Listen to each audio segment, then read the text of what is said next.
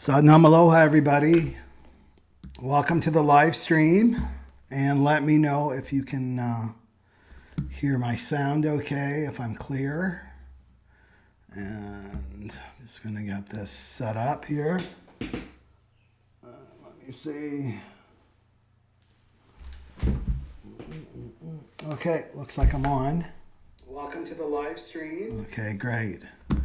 And let me just get the comments up to make sure that people are here. So be sure to leave your astrological information and your human design type if you want, and how you're doing through these crazy times.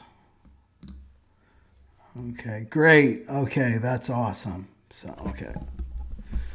Great. So have people been following the drones in New Jersey? Let me know what you think about that. Pluto is in Aquarius, so that rules ETs for sure. Anyway, it's really interesting. And I'll talk about that later. So the first thing I want to announce before I dig into the full moon is that the New Year Ahead webinar series, it's like 2 webinars in a weekend. It's going to be December 21st. And the 22nd, so that's next weekend. So this is perfect because the solar or the winter solstice is on the 21st. So I'll be doing some, it's not just information, it's a transmission, but it's also an experience, right? And it's also comes with a lot of meditations because I'm a Kundalini yoga and meditation teacher too. So deep let go of 2024 we're going to focus on, and then bringing in the new year. And the new year in human design is not January 31st or December 31st, right? It's when the sun moves around the mandala. This is the human design mandala. And then it comes to the 41st hexagram. So that's the start codon. So that's the official new year, and it's usually around January 21st or 22nd. Okay? Because on the 31st, we're in the 60th hexagram, right? On December 31st, and this is limitation. It's the shadow limitation. This is why the New Year's resolutions usually they end up being a to-do list for the week, right? Because you're going against the stream. You're swimming against the neutrino stream, so you're not supported in starting anything new. So that's the 41st hexagram. So it's really interesting. I'm talking about this 41 today because, so that's the only start codon is the 41st, right? So let me know if you have that in your chart, in the chat or the comment section if you're watching the replay. So there's the 41, the pressure, right? It starts right there. And this is the beginning of a whole new human experience, right? So it takes 365 days for the sun to move around all of those 64 gates and come back to the 41st for the new year. Okay, so the full moon is right here. So this is the human design transit chart. So if you just jumped on to this channel, and you don't know, like, what's this chart all about? You go to the information box below, and you'll always find a link, and it will say, get your free chart here, and you can get your chart, and that's your natal chart. So you're going to have black, and you're going to have a red side too, right? So that's your natal chart. So you can follow along, subscribe to my channel, and just follow these transit reports, and you're going to learn more about your natal chart.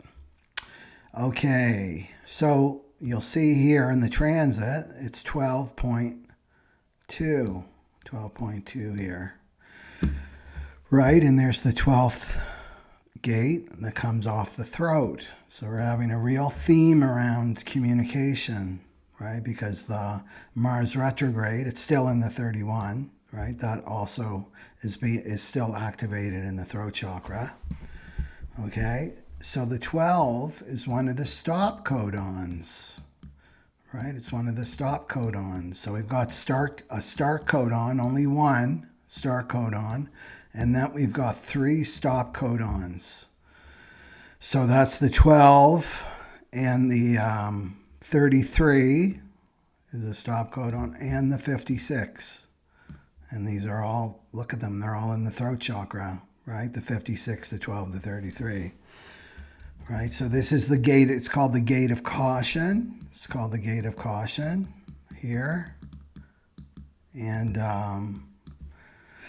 yeah, so let's get into this then, the 12.2. And how I'm going to approach this here is the shadow. So we're in a time now on the planet, and you must have realized that by now, that we're finishing up the cross of planning, which is the last 400 years, thereabouts, 400 years since 1615. And this global cycle is coming to an end. And that's why we're seeing things fall apart, especially with Pluto that moved into Aquarius, right, from Capricorn. We're seeing that this hierarchy of power, and you can look at it as a pyramid shape, right? This is Pluto and Capricorn. It's starting to crumble. It's starting to crumble. So we're going to see this more and more as we come closer to 2027. And that's the cross of the sleeping phoenix, and that's the new 400 thereabouts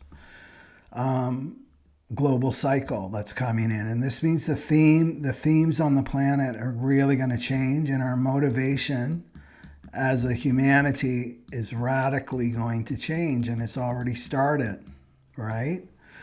So this is people, because the cross of planning is about keeping these structures strong, these pillars, the way that our society and our culture is structured is completely changing and shifting and dissolving. So we're not going to be motivated to keep up the pillars, these institutions such as little g and the legal system and the educational system and all those things. We're really seeing them start to dissolve. The military, the police, right? That's all dissolving. Well, the motivation's going to change, and we're already seeing that with, the military and the police are at odds about this drone, right? What's going on with this drones? It's like, where's the leaders? Where are the leaders here? Because this is collapsing. And in 1938, if you go way back to 1938, remember the War of the Worlds, right? The War of the Worlds, or the War of the Worlds, where they did the radio. They did this radio program, and it was fictional, and it was about an alien invasion. And so the masses believed that this was true. And so what happened were things kind of fell apart during this time, this War of the Worlds radio program, because the police and the military and all these fire people, ambulance drivers, things like that, they said, screw this, I'm going home and I'm taking care of my own family. I'm not gonna go in to do my job. So we're gonna see more of that happening before 2027 and onward, but we'll see that, like, people just won't show up to their jobs. They won't be motivated anymore. And is that a good thing or a bad thing? It's like, no, it's neutral. It just shows us that we have to adjust, right? We have to become flexible and adjust to these changes. And that's why human design gives us a real tool to move through these times. We can't count on these institutions to take care of us, like our parents were taken care of, our grandparents and our great-grandparents and so on, right? This is crumbling. So the rules of the game have really, really changed. So just take note when you see that in the world, right? Oh, I'm starting to see what Michael's talking about, the cross of planning crumbling, right? This is it's a symptom of a whole consciousness change that's happening to humanity, right? We're evolving as a species. Okay, so the 12, which is really interesting to me, because if we go back to the 2024 chart, so this was the New Year chart, right? The 2024 New Year chart here was January 21st, I believe, 2024. So that's when the sun moved into the 41st hexagram that you see there. This is the exact time So this chart gives you an imprint of what the themes were in 2024. So this is what I'm going over with the webinar series. We're going to go through the 2024 chart, right?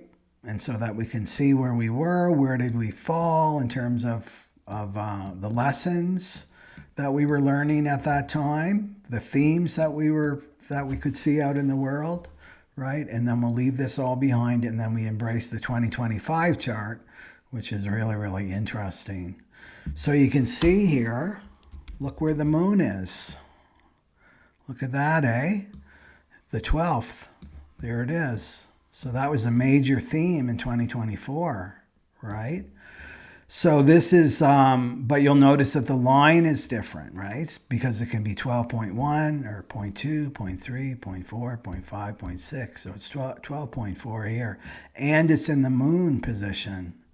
So this would be an emotional drive for the globe. This is a global transit, right? Everybody on the globe was influenced by this, motivated by this, whether they're conscious of it or not. So this is an emotional drive. This was an emotional drive. And look where it is. It's all about communication. It's all about communication. But this full moon, so I say, just like pattern, because I'm a projector, I do patterns, plus I'm 3 parts right. I do pattern recognition. That's what I'm gifted at, right? So there's the full moon, right? That's a full moon. And this is like an ending. That's what I see here, an ending. So this is one of the major trials, right? This is the last trial, the last test that we have to go through on the spiritual journey. This one right here is 12. It's the last one. It's the last shadow to let you go, right? And the shadow here is called vanity. Vanity, right? Vanity, or you can say self-importance too. If you read Carlos Castaneda talks a lot, or Don Juan talks a lot about this. It's the same thing, right? So vanity, this is the last thing that will let you go. You can go so high in vibrational frequency, but this is the last one to let you go. It's vanity. So this is the, the belief in a self-image, right? That you have this self-image of yourself, which is a not self, right? Which is not self. So this is being in love with your little s self right here, right? So if we look at the shadow, let's just look at the shadow here. Okay, so the shadow, when you know that you're in the 12th shadow here of vanity, you need to create, you believe, because this is the ego, the not self. It's worm tongue, so I just gave him a form, right, from Lord of the Rings. This is what's being whispered into this is not self, right? Whispering into your ear. So what does your ego tell you? I need to create walls because someone can hurt me. I need to get defensive, like where I keep them at an arm's distance away, these people in my life. The voice, right? My voice is the most important voice in the room, and I love hearing it. And this is, just to add here, like the 12, where is it here? The 12 is important. This is when the mutation of our larynx, right? This is like 90,000 years ago.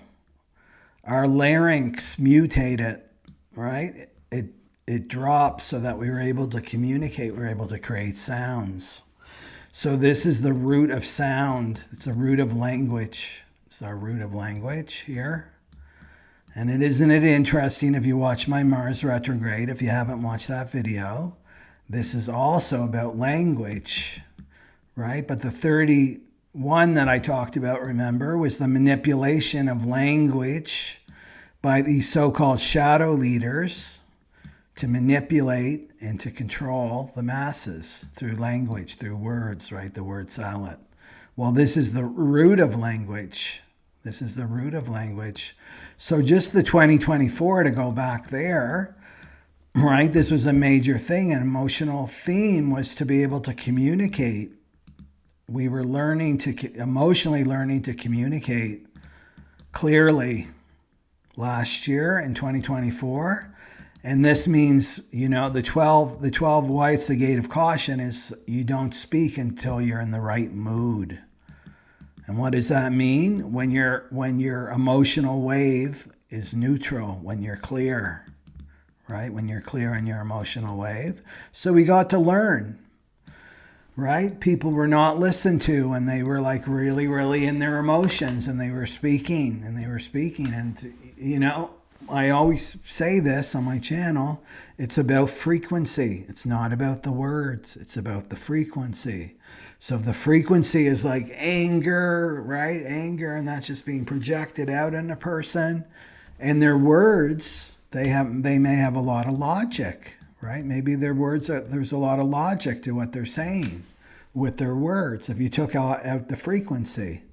But nobody's going to hear that. Because they're going to be bombarded by frequency. So that's why it's the gate of caution. So we've definitely learned that. Like emotional communication does not work, right? You have to wait for your wave to settle down, especially if you're an emotional being, right? If this is defined for you, right? Or you're a fifth line profile, because that rules the voice, right? You got to be clear in your frequency, right? So if you've got this victim frequency and you're angry and you're in fear, people are going to feel that and they're going to shut down. They're not going to be able to hear and communicate to you. So this is important. Like we're letting something go around our communication for this full moon. So back to the shadow. So I need to remain secretive and silent with others, right? I got to keep the cards close to my chest. I can't reveal too much about myself because, right, the ego will tell you don't give them any ammunition to use against you in the future, right? So there's a lack of trust here, total lack of trust. And remember, this is all about our relationships. And what are relationships about? Communication, right? Just think of when you enter into a relationship with somebody, the first thing you do is you communicate, right? And then when you exit a relationship, what's the last thing you do, right? Well, you stop communicating. So it starts and stops with communication, our relationships. And remember, we're in this Aries, Libra nodal axis, and this is all about our relationships. Letting go of our karmic relationships, learning our lessons, right? Learning to relate to one another as yourself, as your authentic self. So the more symptoms of being in the shadow are you feel spiritually superior to other people, or you're justified to use your gift of communication to inflict pain on others without considering the pain that you cause. So this would be like snobbery here. I'm spiritually superior to other people, or I'm just superior to other people. So I don't say anything. I just judge. Right? Those people, I just judge. And this could be like a compensation. This is all about not self. This is totally not self. These are the people, maybe they come from a white trash background, right? They come from a white trash background. They've got a lot of shame about their upbringing, right? And then they turn into these snobs, right? Right? Because they're trying to run away from their past. And then it's like, no, I don't speak like that, and blah, blah, blah. And it's all an act, right? It's all fake and it's an act.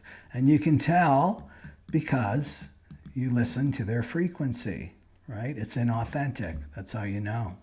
Or you got these people that inflict pain on others, right? These are the vicious people.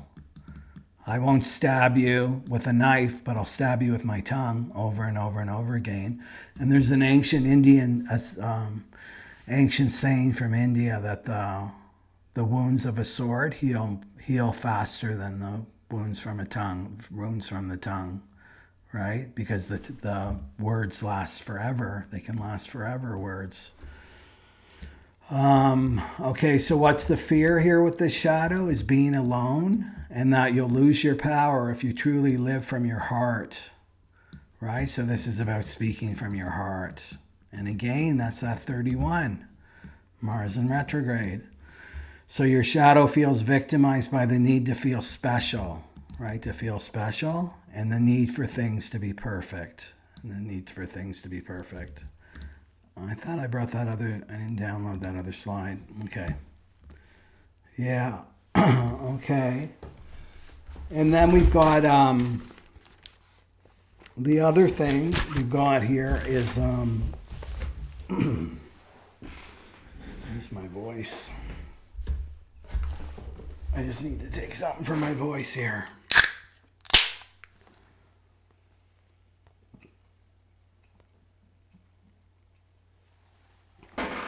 Yeah, let's look at the tarot card.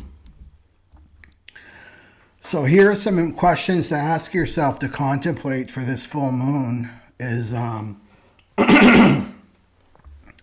do I wear a mask? Am I attached to my not self? Do I speak from my heart? Or do I put walls up? And what makes me feel good? And we'll talk about that because this is the gift, remember? Every shadow. So this is what we're on the planet now, right? We're merging light and shadow. So the shadow is the density within us. And everybody has it. The density within us. Because this is purification, right? The 12.2 is purification. So this is like purifying the density. And maybe you've got density just in your throat chakra, just because I'm experiencing this right now myself, is in the throat chakra. I'm just remembering way back, my throat chakra was really closed. Really, really closed. I barely spoke. I barely spoke. And I got into Kundalini yoga and meditation. And this really helped. And what really helped me was chanting mantra. So if you're a Kundalini yoga teacher or student, this is awesome. And I remember it was like Kundalini yoga teacher training. It was like a jackhammer on my throat chakra. I had so much clearing, right? So that was the density. And that came from my childhood and my past lives, right? That had to be cleared. So, and what clears it is chanting mantra really helps with the, and doing things for the throat chakra. Do things for the throat chakra. And the best thing to do is to speak the truth, right? And this means to speak from your Satnam. Satnam means truth is my identity, right? So no matter what, make that commitment to speak the truth. Don't listen to the ego that will say, nah, they don't want to hear that, or they'll react, or if you have an open solar plexus, oh, you avoid confrontation and truth, right? That's the not self. If this is white, not colored in for you, no, the not self is the ego. It's like, no, don't say that. You better not say that. No, you want to commit to the truth right now, right? This is the age of truth. And when you're speaking from your truth, then you're being your authentic self. And that's the secret to move through these times of great change is your authenticity, Okay, so you want to be really committed. This full moon is to really look at where you're wearing a mask and you want to let it go. So we're going to go and do readings. I'm going to do the astrological signs because people said they like that. It gave her a fuller picture, and then plus the types, and then the twin flames, of course. Okay, so this is the card that goes with the second decan of Gemini, the Nine of Swords. So this is misfortune. So the Nine of Swords, this is like the insomnia card, right? Anxiety, right? Negativity. It's despair. It's coming you can feel isolated. The nine is, this is worry, the worry card. Worry, worry, worry. And look at it, right? What's going on? Oh, it's all in the mind, right? It's all in the mind. It's all in the thinking mind. And your mind is your greatest enemy. Your ego and not self is the only enemy that you have. Really, truly, right? So this is like, it's all in the mind. So this is all the, the medicine for Nine of Swords is to meditate, to just start a meditation practice. Like, what's 11 minutes of your day, right? 11 minutes of your day. You can start off your day like this. And there's lots of, I would suggest Kundalini Yoga meditations, because we're dealing with the Western mind. And a lot of them have you chanting mantras. So it gives your mind a job to do. And that mantra is like soap for the density of your mind, the density of your throat chakra too, right? So that will really, really help. So you want to put things in perspective right now, because we're also got Neptune, right? There's Neptune right there in the 36. And Neptune is squaring the 12, squaring the moon. These two are squaring each other right here. So Neptune's illusion. So probably what you're worrying about, you don't, right? It's like it's an illusion. It's all in your mind. Your mind is creating this nightmare horror story that's not true. You want to go, is this true or not? Right? Am I going to listen to this or not? And this is when you have to know your frequency, know your authenticity. What's my frequency? Right? That's your BS detector. It's all inside you. You don't need to use your logic. You can't use your logic in your two eyes. Like, there's so much deception in the world right now. You have to go inside and discern. And that's the gift of the 12, is discernment, Okay, so this brings misfortune. To stay in this energy, because what happens when you stay in this energy and I'm worrying? Worrying is praying for something bad to happen, right? Worry brings your frequency way down into fear, right? That's not a good place to be, right? And remember, you're in charge of your frequency, only you. It's like, all my frequency's down now. I'm in a lot of negativity. I better get it up. How do I get it up? Well, I go meditate, go chant mantra, take some long, deep breaths, right? Learn what you need to do to get your frequency up, Because look at this. Mars in Gemini, that's the Nine of Swords, correlates to the second decan of Gemini, which is Mars, ruled by Mars in Gemini. This is the Tower card, right? The Tower card there, and the Lovers, card. So this is about your relationships. Lovers is relationships. And this is like sudden, right?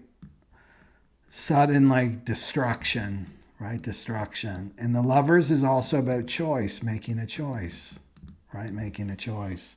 And you can avoid this Tower card by making a choice, or making your choice and dealing with the Tower. So if we bring it back to the 12, okay, my emotions are clear. I'm going to speak my truth. I'm going to speak my truth in this area. I'm going to speak the truth to this person I've never spoken the truth to before.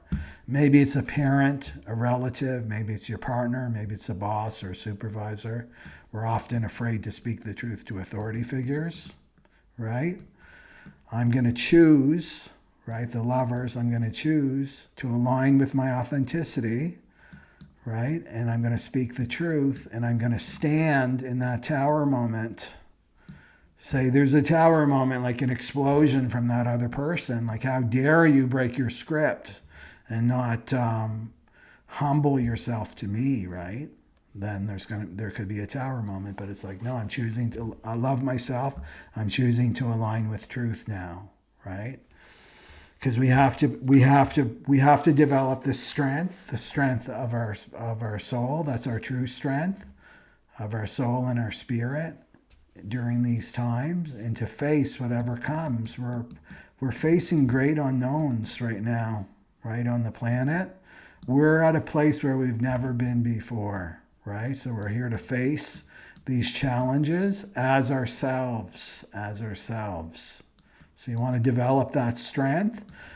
And then when you speak the truth more and more, I'm committed to speaking the truth. I'm committed to speaking the truth. And you're going to get stronger and stronger, right? Because then there's room, right? This is going to clear your throat chakra. It's going to clear you of this density.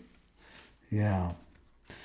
And Mercury goes direct like that day later on, but it's still retrograde here. And Mars is still retrograde. And these two are trine. That means they're supporting one another. So this is communication, right? Mercury is communication. There's the 9, right? There's the gate of focus. Remember that? Sagittarius. That was the full moon in Sagittarius. Do you see the patterns? Right? So these two are helping one another. So we don't want to go to inertia, which is shadow. The shadow of Mercury in the 9 is inertia. And then Mars, the shadow of the 31, is arrogance. Right? I'm going to manipulate that other person. Right? Be the slippery fish with my language so I can avoid any kind of truth and vulnerability. No, you want to raise these two up. So the 9 is the determination. The gift is determination. 31 is humility, right? Humility, that means to get rid of this vanity, get rid of the mask, And then you're invincible, right? Invincible. And I influence and I have influence. So there's also more support for us to speak the truth now. And we're seeing this on the planet. Right? It's hard to, I know Jupiter's in retrograde in Gemini, right there. But there's so much information, there's so much truth-telling happening. It's really exciting. Okay. So, what else did I want to say here?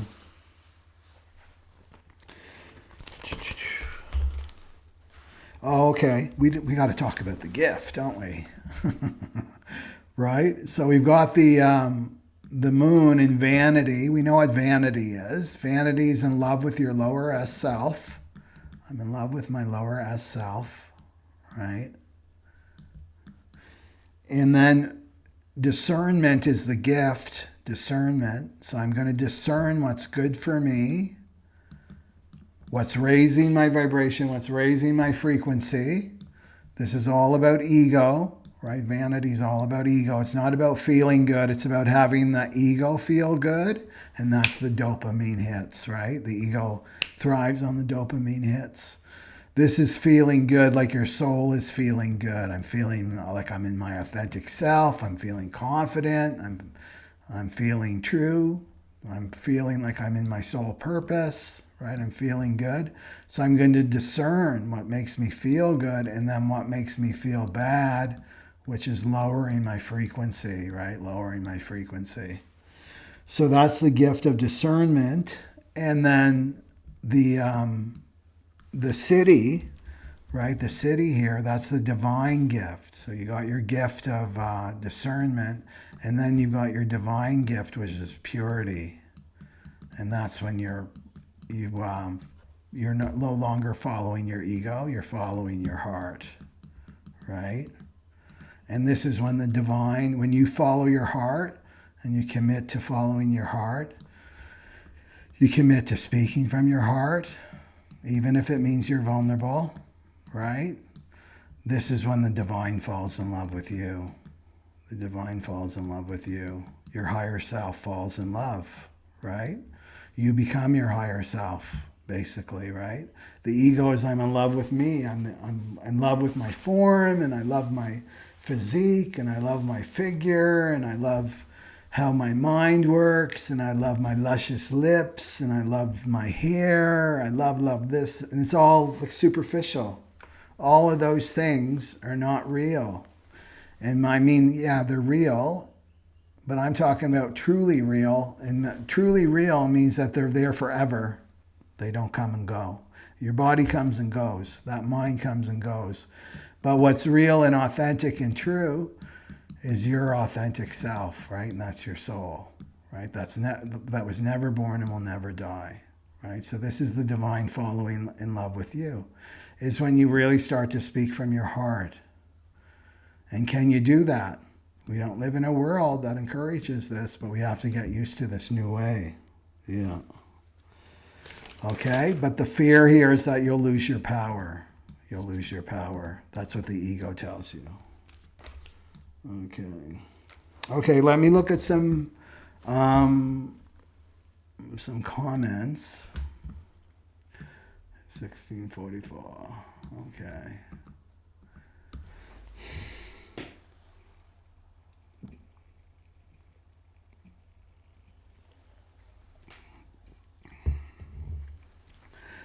Six two role model. You're coming on the roof, ACM, or you're still off the roof, right? Okay, Diane. So, no, I'm everybody. Oh, Interstellar Cosmic Conversations. Patricia's got. She's sitting on the right angle cross of the vessel of love. Awesome. Where are the messages about twin flames? Where they're coming up? Okay. Okay.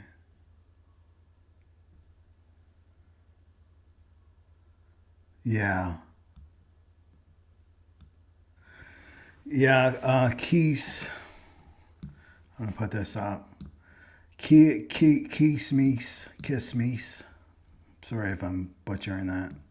I'm so much working on worry and fear. Gross stuff coming up. Ancient themes of war and timelines. Well, and this is our past life memories are coming up too, right? Yeah. Especially in the dream world, right? So, what do I want to say about that? I think the best thing, like if you're in this Nine of Swords energy and say these ancient themes and timelines are coming up and you're having memories, is you just calm yourself down with your breath, right? With your breath. Slow, deep breathing. Left nostril breathing too. So you take your right thumb and then just inhale, exhale through your left nostril. That will calm you down. And then you allow a space for the emotions to come up, because that's what really wants to come up, because we're going through a solar plexus mutation, right? And so this is like we have to let go of these old emotions, right? And this just allows a space. It calms down your mind and then allows a space for the emotions to come up, and then you feel them and then you're done. Yeah. Yes, and war is really up, and there's a reason for that too in the 2024 year. That was part of the theme. Okay. Let's see here. I feel density. Yeah, my throat chakra is not defined. Mine is defined, but I'm feeling it. It's probably because I'm speaking about it here. Yeah. My voice is love the mantra. You know what one really gets me going is HUD. HUD. HUD. H-A-R. It means the creative aspect of the divine, the God. HUD. HUD. And you chant it from your navel, because there's 84 meridian points at your upper palate. So it's the rhythm, and there's a whole science to this. There's a rhythm, right? That your tongue, when you're saying HUD, HUD, because it sounds like H-U-D, but it's H-A-R, that it's tapping and sending signals to your glands, right? It's sending signals to your gland. But that one really gets me coughing and clearing my throat. Yeah. Okay. Well, and we've got this transit. That's a good point, right? And this is activated for where are we here? This channel of transitoriness, which is activated for quite a while, because Jupiter is there, and with Neptune, right, the 35, 36. So our throats are defined, right, globally. So if you have an open throat, it's like, okay, it's defined. I can really speak from my emotions here, right now that know that it's temporary, right? It's temporary. It's just a transit. Okay. But usually the people that have an open throat chakra, they're the ones that are taught the next day. They go to a party and the next day, oh, my throat's so sore. It's because they've been talking all night long because they're always looking for attention. They talk. The not self gets them to talk. But they have a real power when they learn, oh, that's not me. I'm just saying this because I want attention, the not self. Right? And that's what this 12 is about too. It's like, well, I need to feel special. Right? The ego, I need to feel special. I need to have attention. What can I do to get attention? These are the selfies, right? I'm so interested in my selfie. I'm just like in love with my image here. That's vanity. That's vanity. Okay.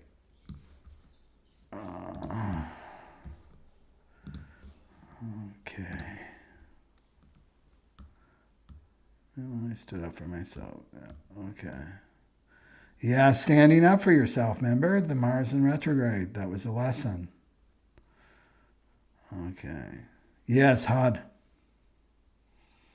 And the thing is, Leanne says, my ego mind has been very loud the last few days, worrying and creating stories, especially when you get closer and closer into your power, like really coming into your power, and which is your authenticity, is your power.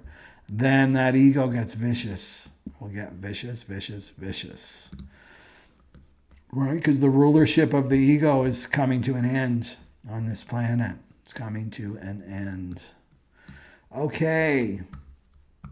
So, where do I want to start? I think I want to start with the astrological signs first. And remember, this is quick. Bring these together.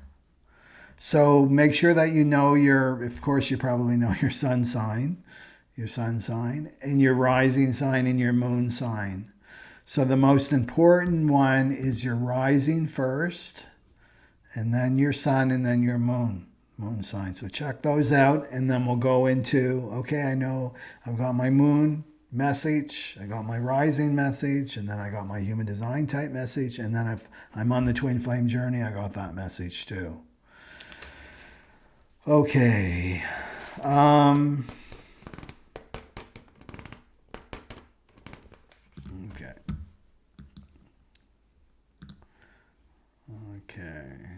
So we're going to start off with Aries here. And do I have my wheel? Get this here.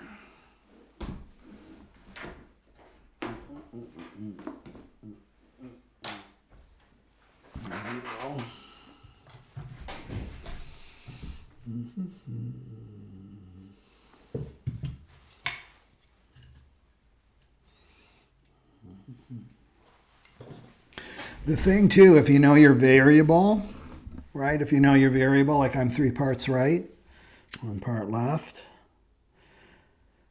So if you know that, that's what my recorded readings show you, is you don't need to have everything scripted, That's inauthentic. It's like, okay, I'm going to write, and this is what I'm going to say, right? This is the mind coming in. This is this 9 of Swords energy. And then, right, and then the rebuttal, and then they're going to say that, and I'll say this. But if they say that, I'll say this. And then it's all scripted. Life doesn't work that way. And we really have to get used to being in the present now moment, right? And to trust that the right words will come when you're in your heart, right? So there's a big fear of being in the heart because we have a lot of childhood wounding, right? Our hearts were broken. We live in a world where that was not encouraged. It wasn't safe to walk around the world with this big open heart. But now we're coming back, right, to our origins. And so to trust, it's like, okay, I'm just going to trust. So all I have to do is stand in my truth, right? I stand in my truth, and I bring my awareness into my heart. And I'm going to trust that the right words will come. And the heart is very, very wise. The heart will organize the words that other person needs to hear from you. And all you're doing, you're not focused on them. That's people pleasing. That's codependency. I'm focusing on myself and I'm speaking my truth. That's my only job. I'm not responsible for how they take my truth, right? So it's just like I'm going to trust. I'm in the present moment and the right words are going to come. And they always do when you're present. And then that other person can receive them, receive those words. So just keep that in mind. Okay. So we're going to start with Aries. So Aries, Sun, Moon, or Rising. We're talking about this full moon that's activating the 12th gate right up here. And this is all about communication. And it's all about letting go of a not self. And that's letting go of your false self, right? So it's being activated, 1, 2, 3, in your third house for Aries, in your third house. So this is like double communication. It's about communication right here, right? So this is about being honest in your communication, how you communicate. So, right, full moons are about letting go. So letting go where you wear a mask in your communication. And this could be with siblings, right? Your siblings. This could be with your neighbors. It's the people that you see every day in your environment, right? So the people that you see every day. Do I wear a mask, right? Do I have this false self, right, that I present to the world? I've got the secret self inside. Remember, there's no hiding in the Aquarian age. I've got the secret private self, but then I've got this, my true authentic self. Do I show that with my siblings, right? Am I able to speak from my heart with my siblings in my communication? Or do I put walls up? Do I listen to my ego, right? That tells me I have to be defensive and put a wall up, right? And then the gift here is discernment. So the discernment is like who in your life, in terms of your communication, what makes me feel good? I'm going to tell you right now, your soul's going to feel really good when you speak the truth, right? When you speak the truth. So the discernment is like, this uplifts my frequency, where I feel open. And you always can tell with your throat chakra, if you're because the third house is environment. Am I in the right environment? If I'm feeling like I've got to scream my words out, you know what I mean? Like I've got to exert myself to even speak, and I have to talk over people, right? What is that showing you? That's not the right environment for your truth, right? It's not welcome. That environment is not welcome for you. So that's showing you something. And then you can be with, close friend or your partner. And then it's like, oh, I don't have to exert myself. I don't have to speak like super loud. And there's this flow. Well, that's because there's this flow of truth. Right? That other person is receptive to truth. Not everyone is receptive to truth, right? So you want to, with this full moon, really go into the third house, right? And let go of this worry, this worrying. This is trying to keep your not self alive, right? This full moon is really about letting go of a not self, an identity that's not you. That's not you. So that's where I would look for Aries. Third house. And then let's go for, I want to get fast at this, Taurus. Okay, so Taurus, Sun, Moon, or Rising.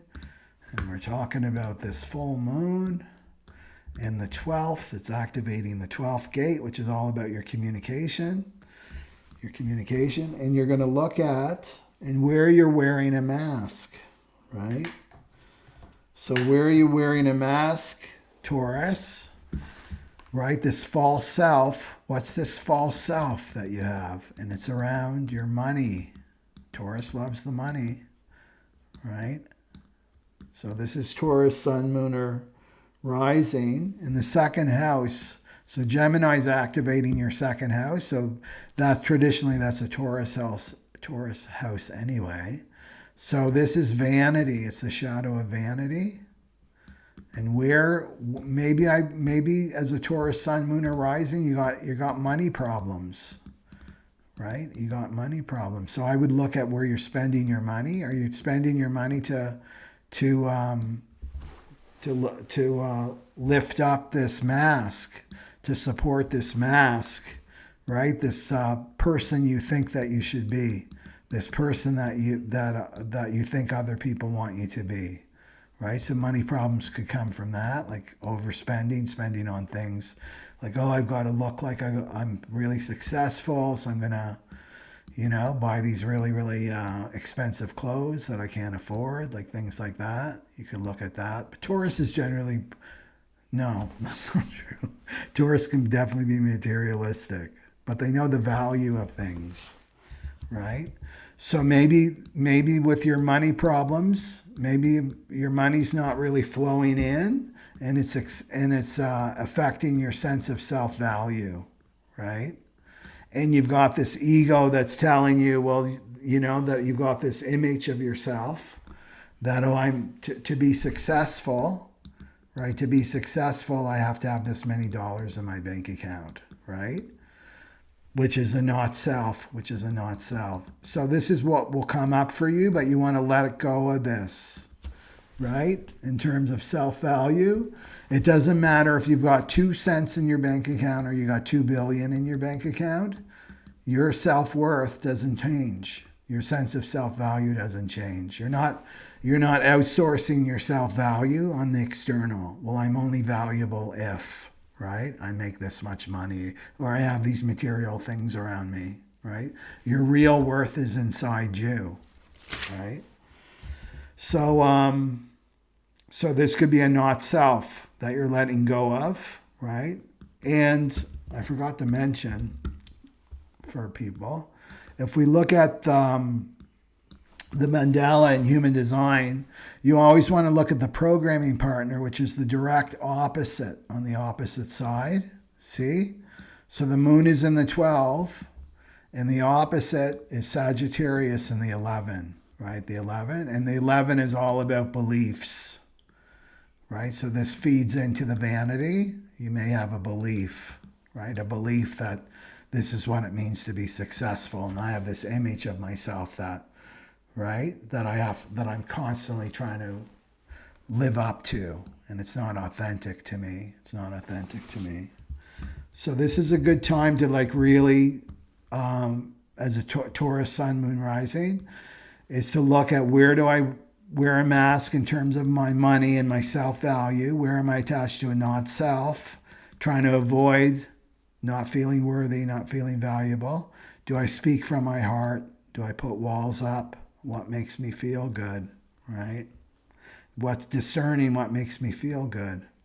Does having a bunch of money really make me feel good? Maybe that's true, right?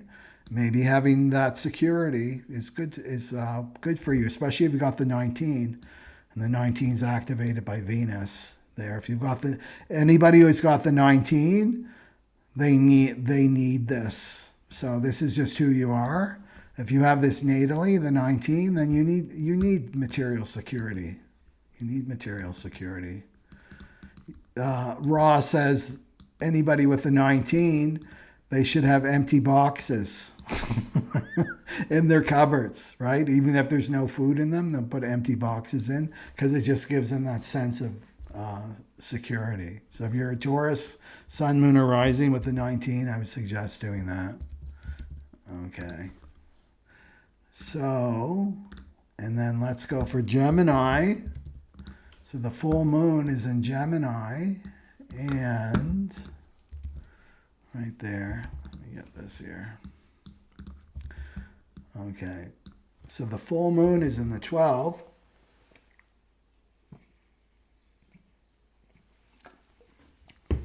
For Gemini, sun, moon, or rising. And this is about self-importance, Gemini. So it's the shadow of vanity. And it's in your first house, right? So that's how you present to the world. So you may have some stuff around your body, because the first house rules the body, right? Do you have some self-importance about your body? Do you wear a mask, right? Like these people that get obsessed with, like, fitness and Botox and augmenting their body and things like that. And it's all an attempt to not to be your authentic self, not to be vulnerable, right? This is all about vulnerability, the 12, and this is about communication, right? Communicating from your authentic self. So where do you wear a mask? Where do you hide? It's not funny to say, isn't it? That you're hiding behind your body, right? Your body. So I would look at that as a Gemini. And it's funny because Geminis are air signs. Sun, moon, or rising. Or maybe your attitude and how you present to the world. Maybe you got the walls up, right? This is all about having walls up as a Gemini. I've got my walls up and I'm not going to get vulnerable because my ego tells me that I'm going to lose power. If I'm vulnerable, I'm not going to speak from my heart. Okay? So the gift is what makes you feel good. What makes you feel good? Do that. Right? Presenting out in the world to be your authentic self. What else would I say about that? I just want to check something here.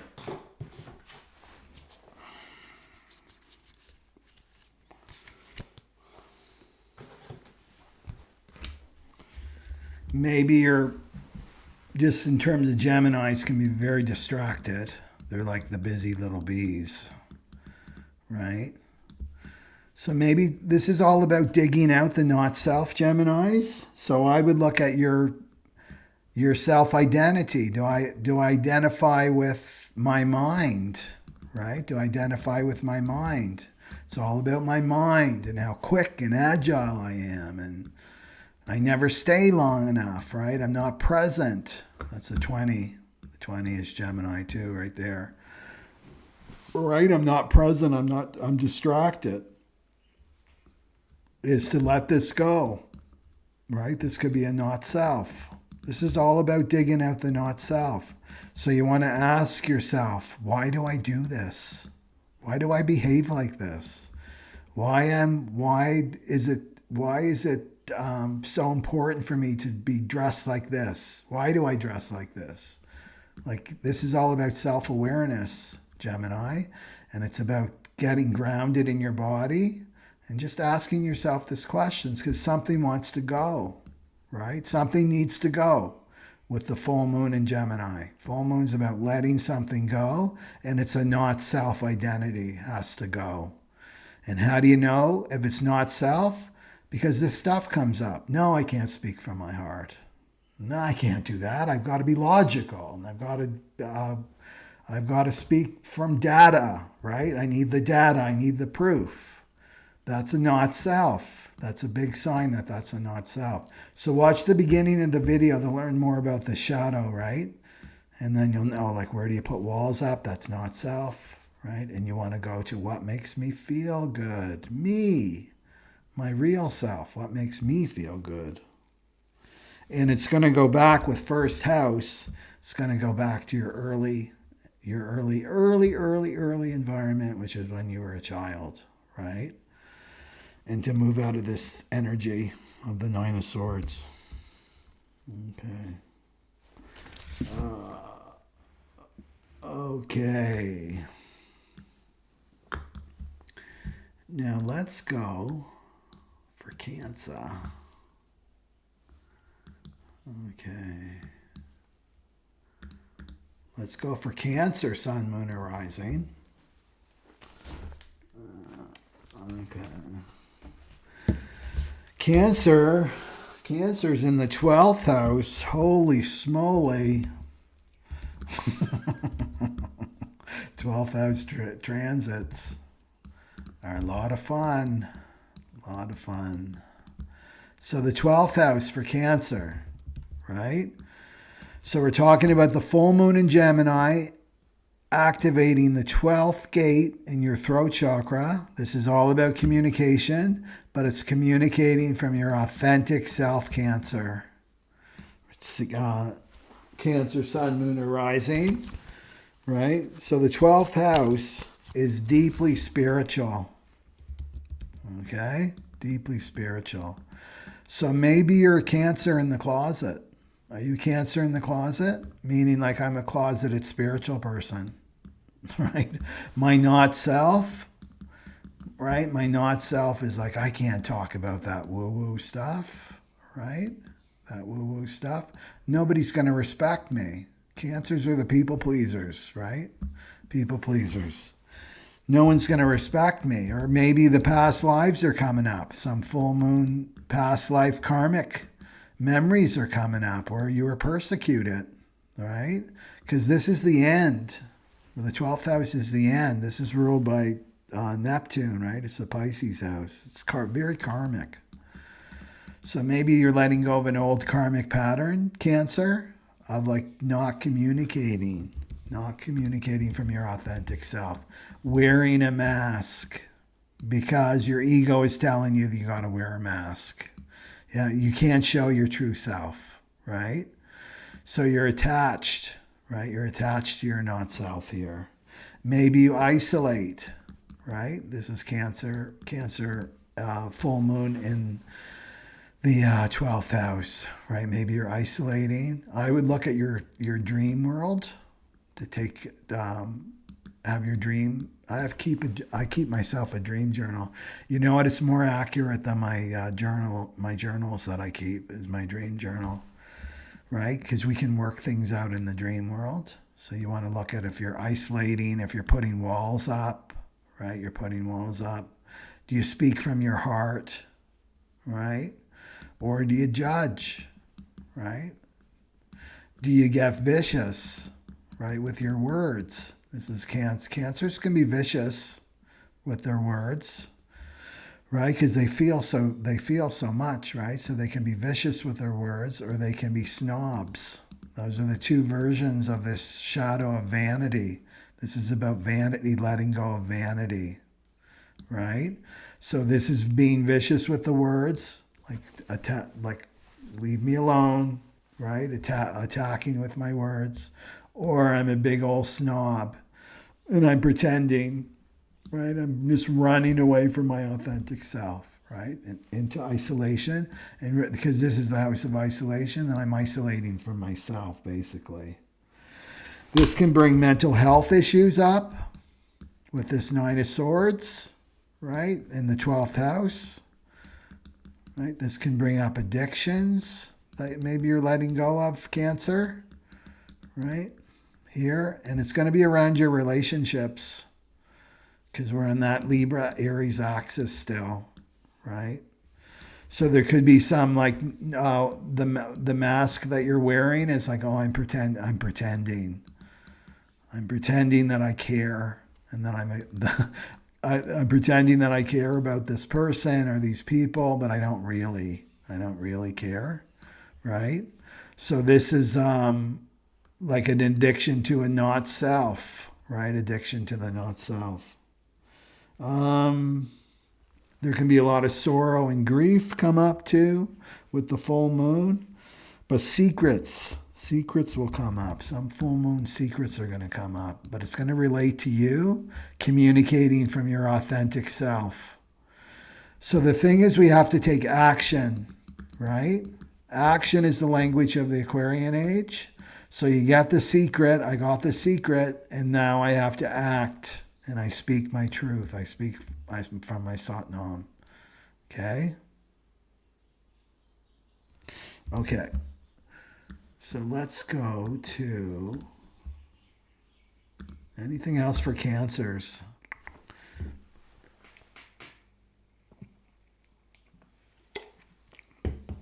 I would say before you go to sleep at night, tomorrow, right? For the full moon, it's like just set your intention, okay? And let me know what I need to let go of. That's not me, right? That's not me. And something will come up in the dream world. because our soul communicates to us through the dream world. Okay. And then we've got Leo, Sun, Moon, or Rising here. And this is for Leo, Sun, Moon, or Rising for the full moon, activating the 12th gate. And this is about communication from your authentic self. It's about the Leos letting go of any masks that they're wearing, right? And it's activating the 11th house. It's activating the 11th house. So this is your friendships. Are you wearing a mask? Do you feel like you've got to wear a mask around your friends? Are you attached to a not self? And the thing is, Leos are going through the ringer right now because Mars is in retrograde in their first house. So their confidence can be affected. So do you feel like you've got to be the sun, right? Leo is ruled by the sun. You have to be always optimistic, always on your game. You can't show what you're really feeling, like you may be going through a hard time, right? To look at that in terms of your friendships. But I would also look at your hopes and dreams, because the 11th house is hopes and dreams. To look at these may be changing because they're attached. Maybe your hopes and dreams have been attached to a not self. Because the 12.2 is about letting go of not self, right? Which is an identity that's not authentic to you, right? So maybe this identity has its version, this is just ego, of what your hopes and dreams are, right? And maybe they're off. Maybe this isn't what you want anymore, right? So just with Mars in retrograde in your first house, I would go speak from your heart, but start with yourself. Okay, I'm going to get out my journal and I'm going to speak from my heart. Like, what do I really want? What are my hopes and dreams for the future? Right? And what makes me feel good? What makes me feel good? Or am I going, maybe my not self is this workaholic, because Pluto's been in your 6th house, right? You've been like a total workaholic for the last 16 years, right? So you want to look at like what makes me feel good, right? As a Leo, and maybe this needs to be revamped. It's okay, right? With the cross of the sleeping phoenix, we have to be in the present now moment, and that means we got to be flexible. We have to be adaptable, and hopes and dreams and goals can change. Yeah. That's what I would say with the 11th house. And then look at your friendships too and the communities that you belong to. Okay. And then we've got Virgo.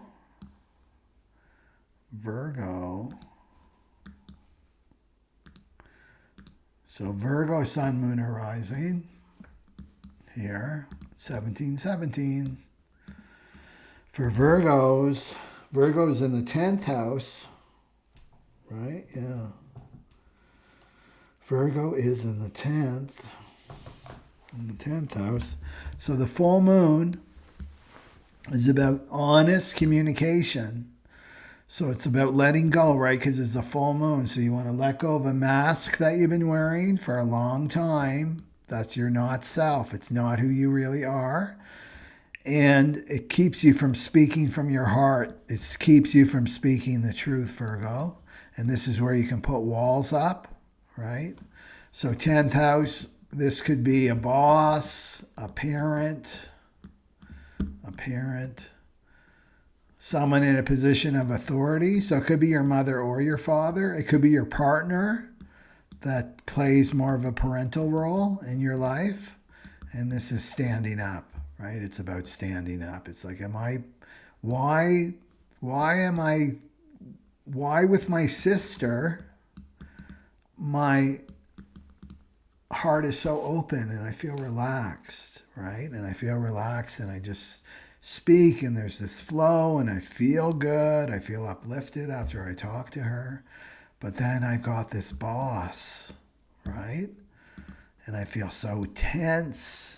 And I feel like so constrained in my communication, right? I feel like I can't speak openly, that I have to, and I just feel shut down, right? I feel so limited. Well, this is a good sign that this is your not self, right? So it's about your feelings. It's the gift of discernment here. This is about purity. That's your word, Virgo. Purity. Purity is the Virgo word, right? It's about the purity of your heart. So I'm going to speak from the purity of my heart, like I do with my sister, right? To this boss, right? I'm going to commit to that because this is about making a choice with the Lover's card. I'm making a choice to align myself with truth, right? And also getting clear, because the 10th house is also your soul purpose in your career, right? In your reputation. So you want to have the reputation as a Virgo is to be yourself wherever you go. And it's funny, that we do that. It's not just Virgos. We put ourselves in little compartments. Well, I'm this way with this person, and I'm this way with this person, instead of on my authentic self wherever I go. For sure, the form will change, right? Well, I go to work, I have to wear a uniform. Okay, well, I wear my uniform at work, but I'm still my authentic self, right? The little costume changes. Maybe the way my language, maybe I'm a little bit more flippant with my language with close friends. But, I work in an old age home and, right, I'm respectful of the elderly, so I don't speak the same way. But that's just a costume, right? Still, you are your authentic self. So this is what this is for all of us, right? Is to really align with this 12. This is the stop codon. This is about reflection, right? Mars is trining Mercury. Neptune's squaring the moon. This is a stop codon. This is stop and reflect. Your communication is my communication and integrity, right?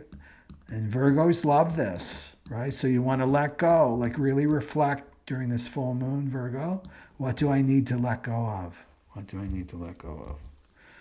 Okay, so that's Virgo. And, okay, we're on Libra now. Libra. So Libra, Sun, Moon, and Rising for Libras. So we're talking about this 12 gate Libra. And so you want to watch at the beginning of the video to learn more about this, the shadow pattern of vanity. And Libra is ruled by Venus, so they know about this. Vanity, but vanity in this sense of the word is about a mask. Vanity is a mask. This is the not self, right? In human design, it's all about being your authentic self, especially as we're coming closer and closer to 2027. Authenticity is what is supported, will be supported in the world. The not self will no longer be supported. And if you're going through any major tower moments in your life, in the tarot, the tower moments, everything's not working out, right? People are leaving. There's all these headaches and conflicts and fires to put out. Well, that's a good sign you're not being your authentic self, right? Because now the energy is not going to support that. It won't support that. So you have to be yourself, which is to let go of this mask. Let go of your attachment to not self, because the low vibe Libra, remember the self nodes in your sign are the people pleasers, right? They don't speak the truth, right? They say one thing and then behind someone's back they say another, right? So you want to be your authentic self, and the full moon is going to show you, right? Because it's in your 9th house for Libras. Okay. That's right? Yeah, it's in your 9th house here. This is about your beliefs. And it's interesting because the programming partner of the 12 is the 11, and this is all about your beliefs, right? So letting go of your beliefs that you have to be a not self. I can't survive in the world unless I'm not self. You don't understand. I won't get my needs met unless I'm the not self. I just have to be this way. I can't be myself. That's your ego talking, right? This is your ego saying, put the walls up. You got to protect yourself. The ego is telling you better say this, or you better do that with this person or that person to get your needs met, to get your needs met. And this is no longer true, right? And look at Venus, Venus in the 19, right there. This is your ruler, right? That's codependency. That's the gate of wanting, the gate of wanting. This is the flirting. The 19 is the flirting. The 19 flirts with the 49 to get their needs met, right? Yeah.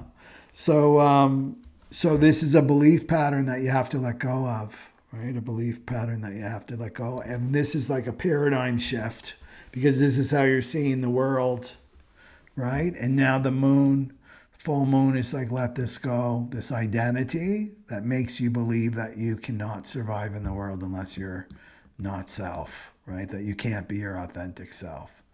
And it's going to bring up feelings of vulnerability, right? Feelings of vulnerability. Okay.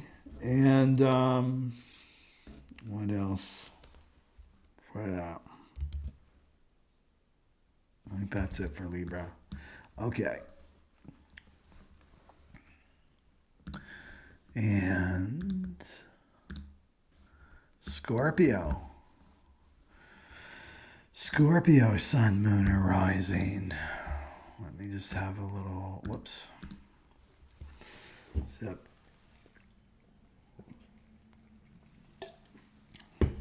So this is Scorpio, Scorpio, sun, moon, or rising. We're talking about the full moon activating the 12th house right there. And if you haven't watched the beginning of the video, good idea to do that. And this 12 is about communication. So it's communicating from your authentic self, right? So it's letting go because it's full moon, right? A purification, 12.2, letting go of where I wear a mask. Where am I attached to my not self? Where do I not speak from my heart? Where do I put walls up, right? So you want to let go of this. Okay, and it's taking place in your 8th house. Holy smokes. So the 8th house is ruled by Pluto, right? So that's your house. That's the Scorpio house, the traditional Scorpio house. And this is about huge transformation, right? So this is a great placement to have for this full moon, right? It's huge transformation. So it's about letting you have the opportunity to really let go of this not self that believes that she has to wear a mask, right?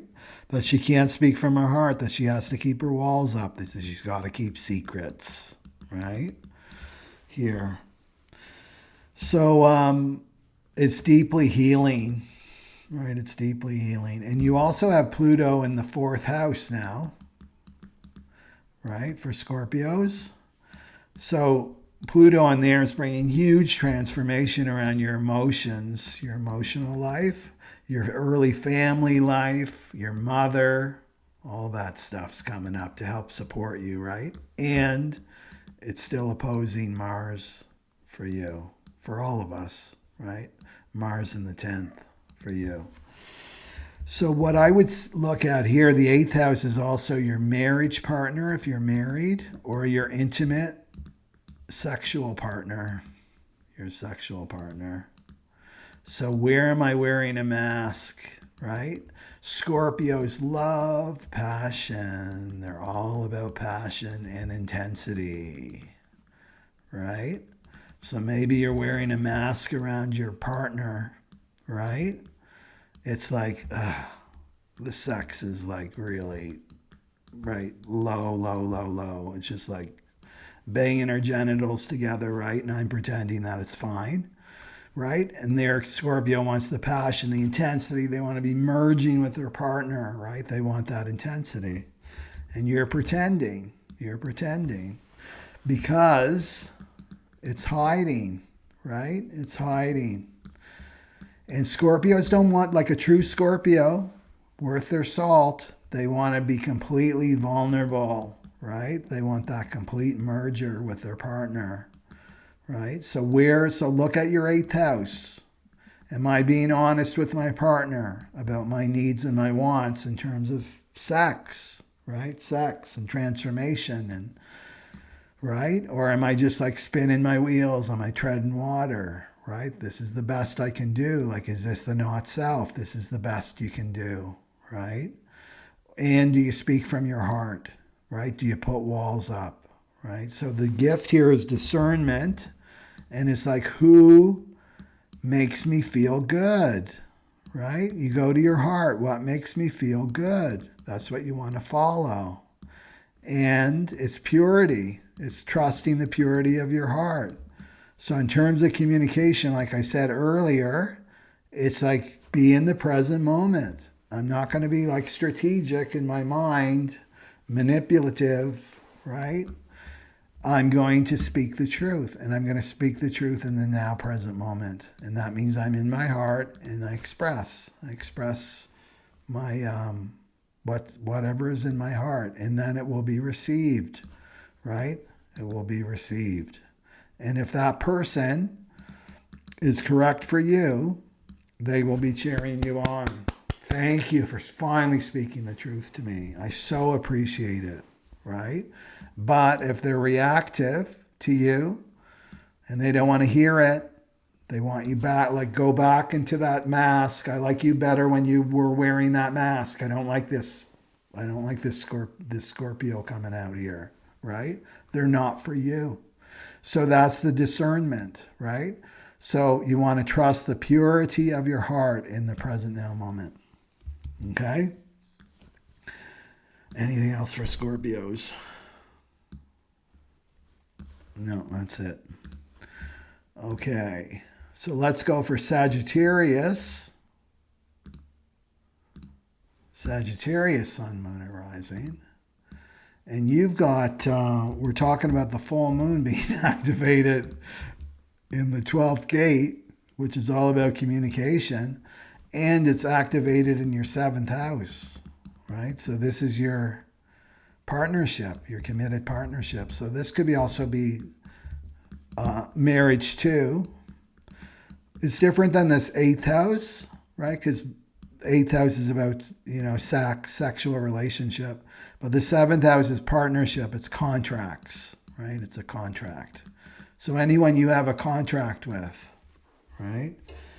And so this is the other, right? This is the other.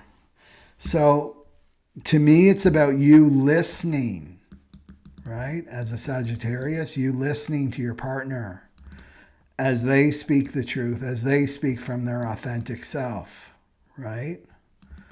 So you want to encourage them as a Sagittarius to take off their mask, right? To let them know, I'm not interested in your not self, right? I want you to speak from your heart, right? I want you to let the walls down, right? I want you to be yourself. That's very, very powerful to give your partner. So that's what I would look at there. And are you okay, right? Does somebody being their authentic self, does that trigger you, right? Does that trigger you? I don't like when that person is being their authentic self. I know they're just being their authentic self. It's like, go into reflection. This is a reflective time, this full moon. It's like, why? Why do I feel this way? What's triggering me? What's triggering me? Because this is the thing, when somebody's being their authentic self, it's going to trigger other people who are not being their authentic self. They'll automatically get triggered because it shows them where they're not being themselves. So I would look at it as a mirror. Sagittarius, Sun, Moon, or Rising. Look at it as a mirror and just take it in, right? This is all about developing self-awareness now, right? Self-awareness. Okay. Okay, so that's it for Sagittarius. And then, okay, Capricorn, Sun, Moon, or Rising. And we're talking about the full moon and activating the 12. And where's that happening for you? Is the 6th house, right? 1, 2, 3, 4, 5, 6. The 6th house.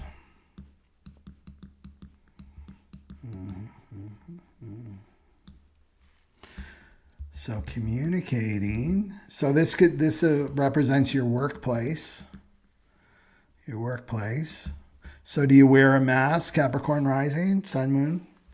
Do you wear a mask in your workplace? Right? Are you and you're not self in the workplace? Do you speak from your heart? I know that's difficult for Capricorns, right? But this is letting go of that part of you that doesn't, you know? Because we always, in terms of our signs, we always want to go to the opposite too, right? The Cancer is your opposite sign. So it's it helps balance out your Capricorn a little bit too, is to bring more Cancer in. So speaking from your heart, where do you put walls up, right? Here. So I would look at your workplace. I would look at your health, right? Because it also rules health. The 6th house. And your duty and responsibility. Your duty and responsibility here. So this is saying with the 12.2 here, with the shadow of vanity, because it's about letting go of a not self, like this identity that's not true to you, that's coming down, right, with the Tower there. If you don't let go, right, and this is about purifying yourself so that you can really come into your authenticity. And self-improvement here. But I would look at the people that you work with. Okay, because that's where you want to focus on, just because it's in your 6th house. Like you don't go to I got to go to my family, or I got to go to my partner, or I have to go to, my friendship. It's like, no, go to the people that you work with. To let go of this not self. And so that's this Pluto and Aquarius, right? This detachment, so that you can really become more and more self-aware. I'm like, oh, there it is. That's really not me, right? I wasn't really myself. I was completely disconnected from my heart there. That's not me. That's not me at all.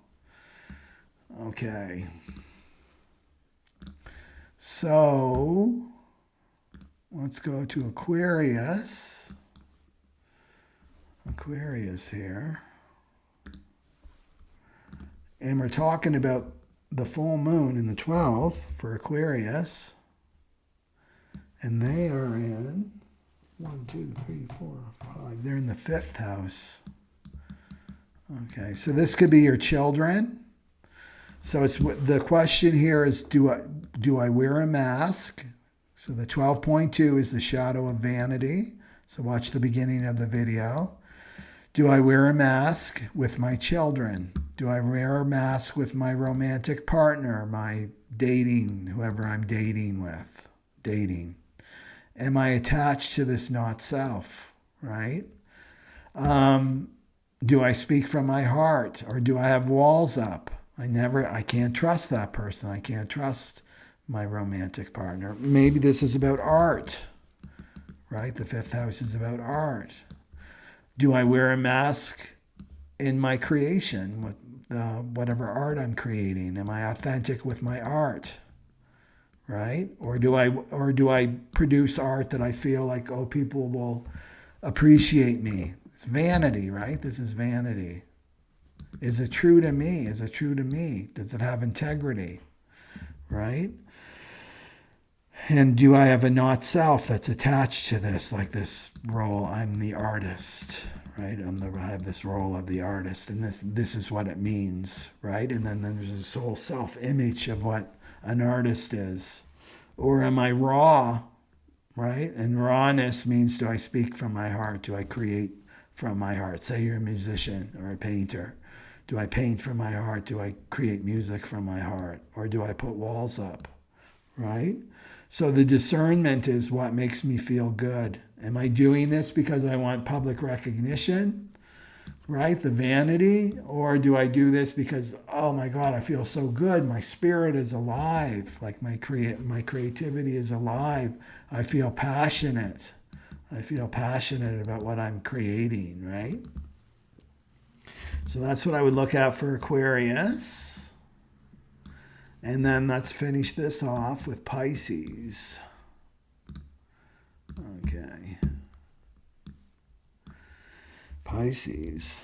And Pisces, 1, 2, 3, 4, is in the 4th house. So Pisces, Sun, Moon are rising.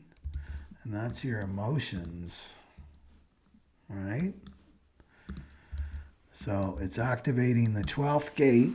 So it's about communication to a mother figure. Right? A mother figure. Do you wear a mask with your mother? Right?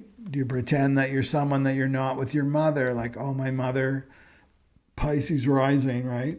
I have always worn this mask with my mother. I've never been vulnerable with my mother. I don't trust her as far as I could throw her, right? Where did this not self come from? Well, it's going to probably go back to your childhood. Now, remember, the mother could actually be a mother figure for Pisces rising, Sun, Moon. Do you speak from your heart, or do you put walls up? You need to put walls up. Well, you want to let go of this. This is dragging you back, right? The not self, there's no room for the not self going into 2025. The energy right now is not supportive of not self, and it's going to get more and more intense. Look at this 9 of Swords. This is what happens when you're not self, right? This is the not self trying to hang on, right?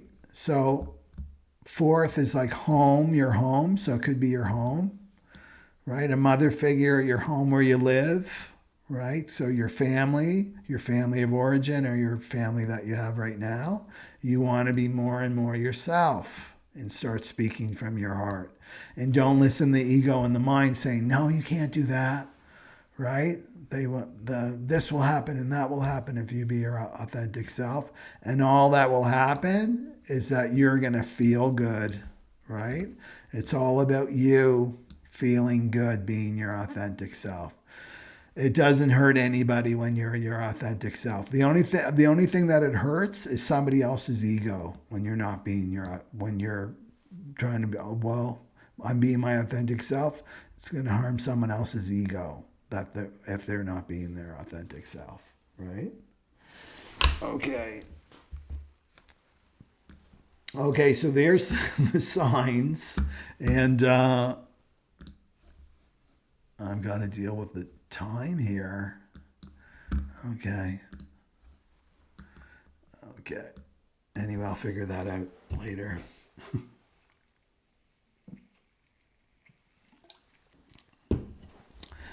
Okay, so let's go to twin flames. The twin flames, let's see here. Okay, the twin flames. So let me know if you're on the twin flame journey, either in the chat or down in the comment section. And we're talking about this full moon for the twin flames. Right? And the full moon is letting go of the not self. Right? Letting go of vanity. Okay.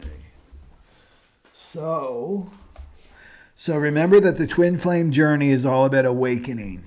It's not about union. It's not about romance. It's not about, rom-com. It's about awakening.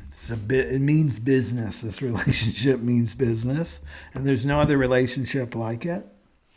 So, and you're uniting, and merging together your masculine and feminine energy. That's what you're doing, right? So masculine and feminine energy come together. And this is the alchemy that happens inside you, right? So the alchemy is the masculine energy. You finally come into balance because your twin flame will show you where you're out of balance with your masculine or your feminine energy. And this does not have anything to do if you're in a male form or a female form. We both have these two energies together. So your twin is going to show you where you're off, what energy you're off in. That's one of the things that they'll show you, right? And so this is about coming into balance. So if you're more into your, like as a chaser, right? As a chaser, maybe you're too much into your masculine energy, right? I've got to chase, right? I've got to go fix that other person, right? You're too in your masculine. Well, your twin is going to run away, of course, because that's what they do. It's part of the process. But your lesson is to come more into your divine feminine energy, right? Right? So what happens is the balance happens. And this is trust. The feminine energy for the chasers is about trusting your divine feminine. That this energy is magnetizing. It's a magnet, right? So, and the same thing with the runner, right? They may be too much into one energy, like distort it. Maybe they're too much in their distorted feminine energy. Do you know what I mean? And they have to come more into their correct masculine energy and then their correct feminine energy. But you go first. The chaser takes the lead on this, right? So whenever you're in the run at the chasing energy, it's like, I've got to fix. I got to do all this work on the external. It's like, no, you got to do the work on the internal, So the one thing that I haven't mentioned before, I don't think, is about soul purpose, right? So it's really about aligning you with your soul purpose. The twin flame connection is to get you on your soul purpose. That's what the awakening is. And your soul purpose is to be your authentic self, right? So the 12th gate full moon is taking you down another layer to let go, right? To let go of this. Yeah. So remember with the twin flame journey, you want to bring your focus back to you, back to yourself, back inside, right? Back inside. So I'll do 2 quick ego cards for the chaser and the runner. Here.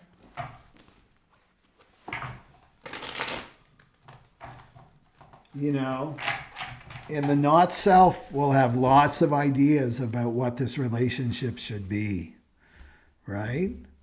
This twin flame relationship, well, if they were really my twin flame, they would contact me or they'd call me on my birthday or whatever, right? They don't care.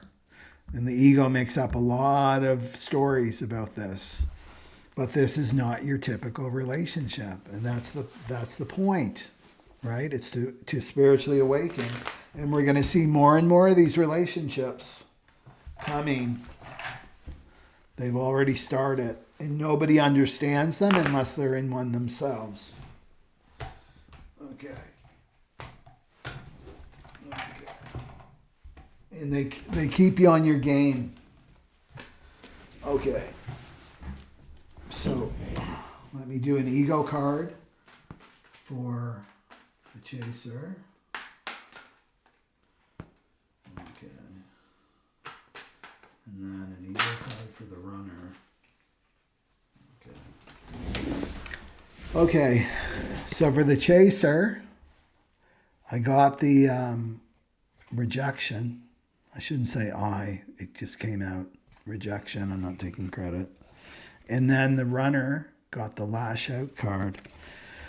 So that's the other thing that happens with the twin flame connection too, is your wound comes up, your deepest wounds. And this is definitely a deep wound for for both runner and chaser.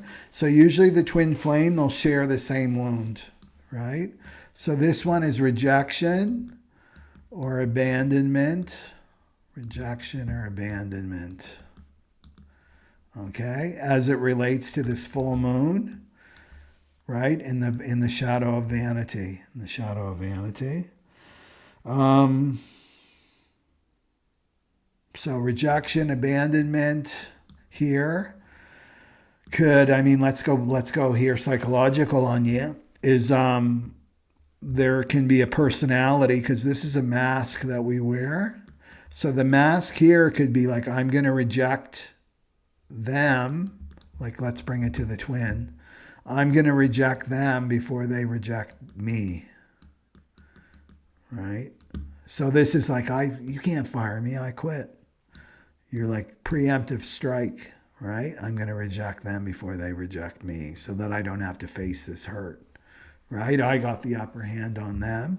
This would totally be the 12 vanity, right? Putting walls up, right? Thinking you got to protect yourself, getting out of your heart. Remember, runner and chasers both they meet at the heart. They meet at the heart level. So I would look at that, chasers, to look at where you're rejecting, right? And what are you rejecting? So maybe you're playing it out with your twin. It's like, I'm done with this journey. Like, I'm done waiting for this twin, right? I'm done. I'm moving on. I'm getting the high level soulmate. I'm moving on, right? I'm done with them. And the thing is, you're never done with them, right? You're permanently attached to them, not from the ego, but from the soul, right? You're attached on the soul level. So you can't get rid of them. It's impossible. So what do is you go to this core wound. That's all this is showing. It's like, okay, I'm going to a deeper level now, right? Healing is a spiral. It's like, I'm at union. Oh, feels good. And then you go up again, and then you go down again. It's like, oh my God, the rejection, abandonment stuff is coming up, right? Yeah. And meanwhile, you got the runner on the other side that's lashing out. That's angry, right? That's angry. And this would be the vicious, right? This is the vicious, right? So there's the snob on the chaser side. This is the vanity. I'm not speaking from my heart. I'm superior to my twin. I'm more spiritually evolved. I'm more spiritually developed than them, right? And as soon as you do that, you're in separation, right? You're in separation. And the whole point of the twin is you're not separate. Like, that's what you're learning, is you're not separate. At the soul level, you're not separate. It's an illusion on the 3D that you're separate, right? So there's the chaser doing the snob version, right? Not talking, not communicating. And then you've got the viciousness on the other side of the runner, right? So this would be the runner, like, bad mouthing the chaser, right? Rewriting history, right? Rewriting history, like being just vicious with their words, right? Vicious with their words. Again, it creates this separation, and it keeps this vanity. Because look at these two.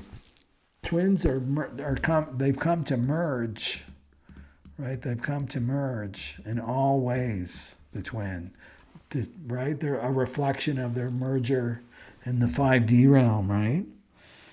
So this is like the lashing out for the runner. It's like, you're getting too close to me. You're getting too close to me. So you could be in contact with your twin now, right? And it's like, you're getting too close to me. I got to get the wall up. And I get the wall up by lashing out like a trapped animal. What animals do when they're in the corner, they lash out. They're dangerous. And that's this 12. Because I've got to keep this false identity. I'm independent. I don't need anybody. Right? Because I'll lose my power if I really speak from my heart. If I really went into my heart and felt that unconditional love that I have for my twin, it would just like destroy me. And who's talking is the ego, because that would get destroyed. This is what gets destroyed, right? Through unconditional love. Love is the kryptonite to this shadow, right? It's the total kryptonite to the shadow. So, so this is the runner. Push them away. I'm pushing them away. So the runner has to look and reflect. Why am I doing that? Right? Why am I listening to this ego in my head that's like bad mouthing my twin? And my twin really has like, especially the chaser, offers this unconditional love. They're the ones that shows the unconditional love for the runner. Try as they might to listen to their. That's how you know it's your twin, when you're not angry with them. You're just like, I understand why they're doing this, but I still have unconditional love for them. It's just there. I don't have to create it. It's just there. Well, then the runner has to reflect. Oh yeah, they've always been kind to me, and they've always offered me this unconditional love. Why am I listening to this ego in my head? Right? Well, it's about keeping this not self alive, right? So this is what the runner has to do, is self-awareness. They need more self-awareness, just like the chaser needs more self-awareness, right? So remember that they're mirrors, and one's not better than the other. Even though I have spoken those words, like they're more spiritually developed than the chaser, but this is like a fact, but it doesn't mean that they're better, right? This is what this shadow is of vanity. It's like, you're better. I'm better than my twin. And it's like, no, that's not the right use of this word, right? More spiritually developed doesn't mean you're better. It just means your experience is different, and your twin's experience is different. Okay? So that's what I got for the twins. And remember, let me know if you're a twin on the twin flame journey, so I know that I'm not wasting my time with these readings. I don't feel like I am, but it's nice to hear from people and how it's going for you, right? Okay, so 555. Let's start in the human design. Human design, and we're going to start off with the generators.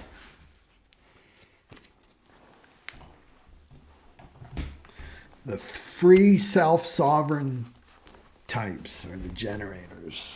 Okay.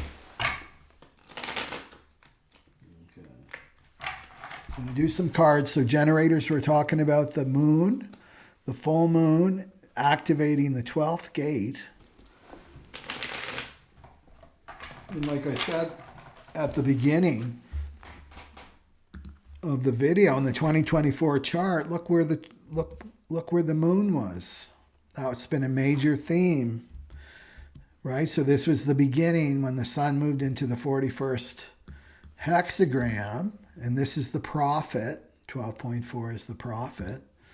So this is the 2024 was a big lesson in communication, authentic communication, and learning how to communicate with one another as a humanity, right? That the way of communication is not, right, through the emotions, not, right? Making sure that your emotional wave is clear before you communicate. Okay, there we go. Right there. Okay, so I'm picking some cards for the generators. And what's the ego that's up for the generator?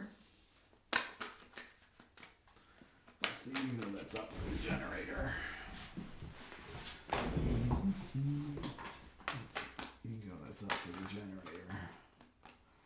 What do the generators need to hear? Okay.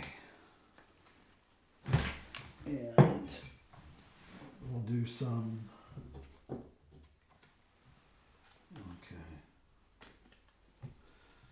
and we'll do some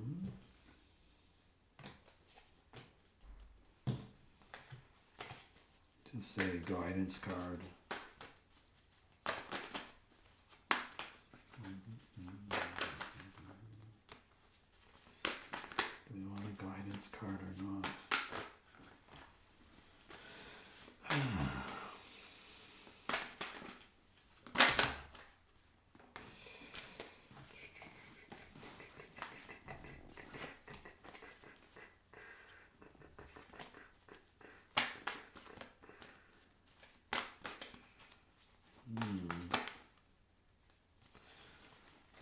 that's it.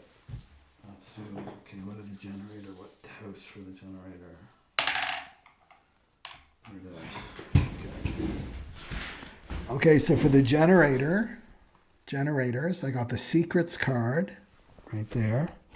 And then revenge. So this is an ego trap card, right? So secrets, and this is totally works with this 12th gate of caution, right? And why is it called caution? Because it's a stop codon. This is one of the 3 stop codons. So this means to stop and reflect and to tune in, and where is my emotional state right now? Am I angry? Right? Am I fearful? Am I depressed? Am I in grief? Right? So it's, am I in the right mood to communicate? Is this a good time for me to communicate? And if you're in this state, then no. If you're like angry, like I'm super, super angry, no. Because why? Because your message won't be heard. This has been a major theme in 2024. Your message will not be heard if you're angry. Your words could be perfectly like beautiful. If you wrote them down on a piece of paper, somebody would say, oh my God, these are beautiful words. But if you're coming from an angry frequency, they will not be heard, right? They will not be heard. So,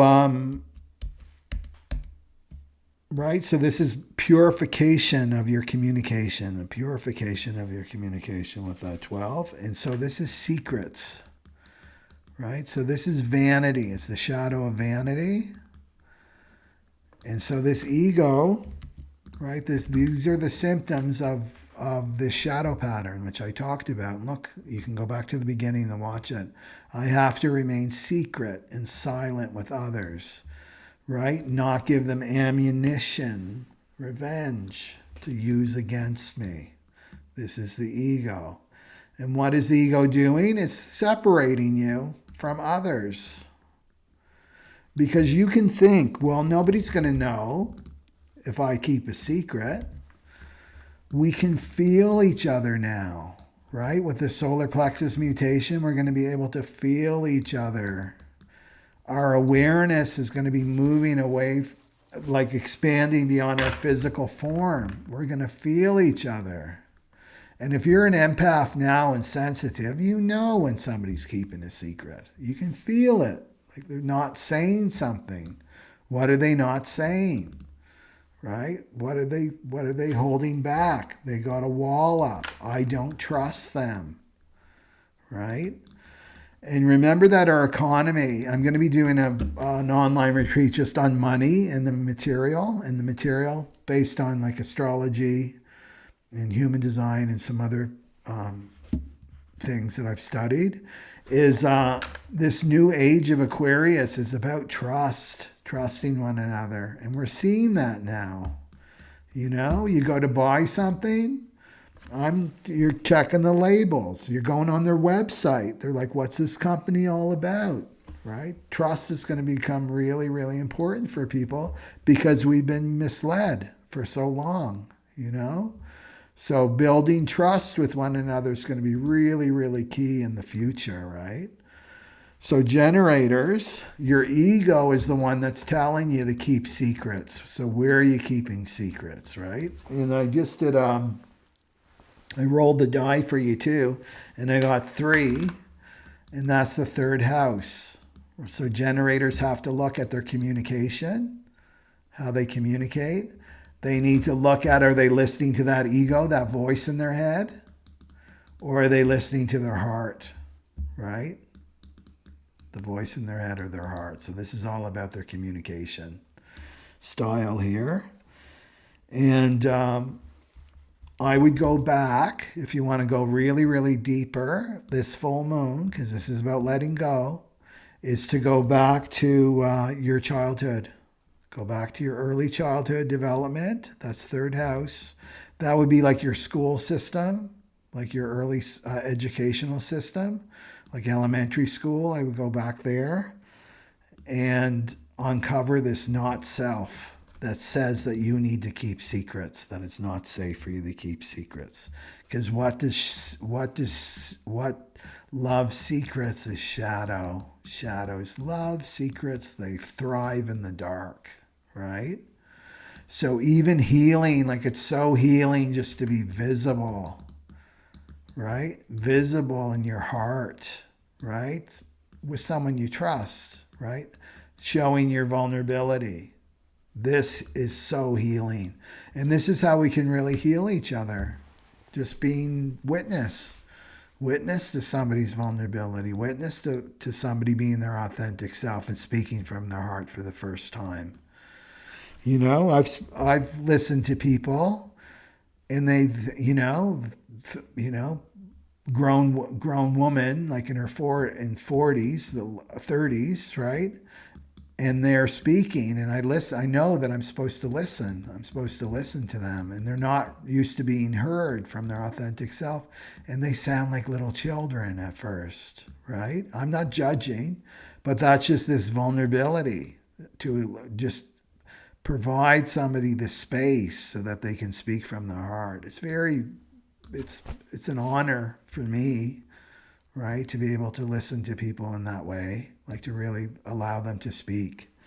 So generators, you can do that too, right? But you start like, okay, what's this secret? Because it's connected to this mask that you're wearing. What's this secret that I'm keeping, right? Yeah. Okay. What secret? It can't be that bad, right? This weekend, I'm gonna really let that go, and I'm gonna be visible. And maybe I start with myself. I start journaling, because third house is writing too, right? Yeah. Okay. Anything else for? And if you don't know what it is, just put your prayer out. Set your intention. Like, I want to know. I want to know what this is. It's holding me back. I'm not taking this not self into 2025 with me, right? This is the last full moon, right? Of December. Okay. Let's go to, so that's the generators. Okay. And let's go for the manifesting generators. And let me know if you're a manifesting generator. And we're talking about the full moon manifesting generators. Activating the 12th gate. And it's all about letting go of the mask that you're wearing. Okay, let me do some MGs. And it's really a time of reflection. I know manifesting generators like to be the busy bees. It's a real time of reflection because Mars retrograde is trining Mercury retrograde, right? Retrograde, review and reflect. And then Neptune is squaring the moon, the T-square. Okay. So this is not a time to be indulging in any kind of addictions. Like the lower octave of Neptune is escapism through addiction. This is a time to get spiritual, to use that energy wisely. Okay. What does the manifesting generators, what do they need to hear about this full moon? Oh. Okay. And then, oh, there's the other one. Okay. What house? The manifesting generators. So you got You're All Alone. You're All Alone card. You're all alone. And then the expectations. Okay. Okay. So this is manifesting generators. This is about your not self, right? And not self is mind and ego, right? And that is an opportunity for you this weekend to really let this go. It's going to be illuminated for you. And I rolled the die, and you got the eighth house. The eighth house here. Okay. So you're all alone. This is the ego telling you. So why do I wear a mask? What's this not self? Well, it's connected to this ego that's saying you're all alone. You're all alone. And it's about speaking the truth, being your authentic self in the eighth house. This is other people, people that you share resources with. So it could be a roommate. It could be your partner, your intimate sexual partner, eighth house, right? It's other people. So there's the expectations, right? Expectations. So there's the ego that's saying, right, you've got to keep your walls up. You can't speak the truth because, right, expectations, it's like you'll be all alone. You'll be all alone if you speak the truth. That person will leave you. They'll reject you, right? They won't support you, eighth house. That's about support, financial support. They won't financially support you. You'll be out living on the streets, right? That kind of storytelling, that's the ego. So this is expecting something bad to happen if I really speak from my heart. If I really put down my walls, right? If I speak my truth. Purification, right? Coming from your throat chakra, your authentic self. I'm letting go of this mask, right? And the ego is also telling you you're all alone. You're all alone. And who do you have to rely on? Well, me. Ego is saying you can only rely on me. You got to listen to me. I'm with you. But the ego will never tell you that you're a great soul. You're connected to the universe, right? You're connected to the universe. You're connected to this ultimate power, right?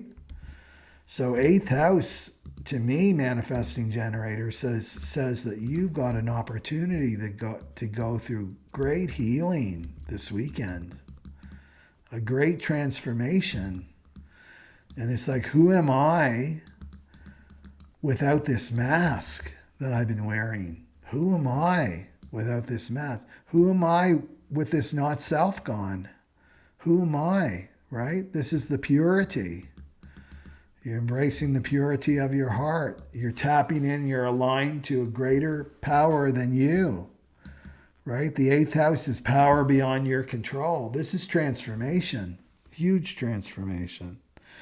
So change your expectations. Okay, the ego's giving you the nightmare stories, the Nine of Swords, manifesting generator, about like the nightmare of what's going to happen. You'll be out on the streets, living in a ditch, right? On a thing, misfortune, right? Well, you got to go the other way, right? You got to go, well, what if something amazing happens for me? What if my dreams are on the other side of this fear? What are like my dreams beyond any expectations I've ever had for myself? This is how you have to look at yourself, look at it. The polarity, right? The polarity, because how the mind works is either this or that, right?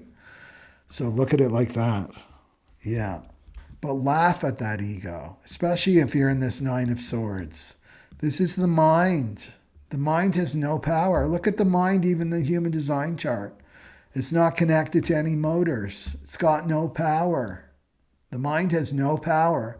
The only power the mind has is the power that you give to it, right? You have the energy as a great soul, your authentic self, and you give power to this mind. The mind can come up with all its craziness about what's going to happen, and you need to do something, right? You got the 36, 35. You got to take action. blah, blah, blah, and it's not correct for you, right? You can say, thanks for your input, mind.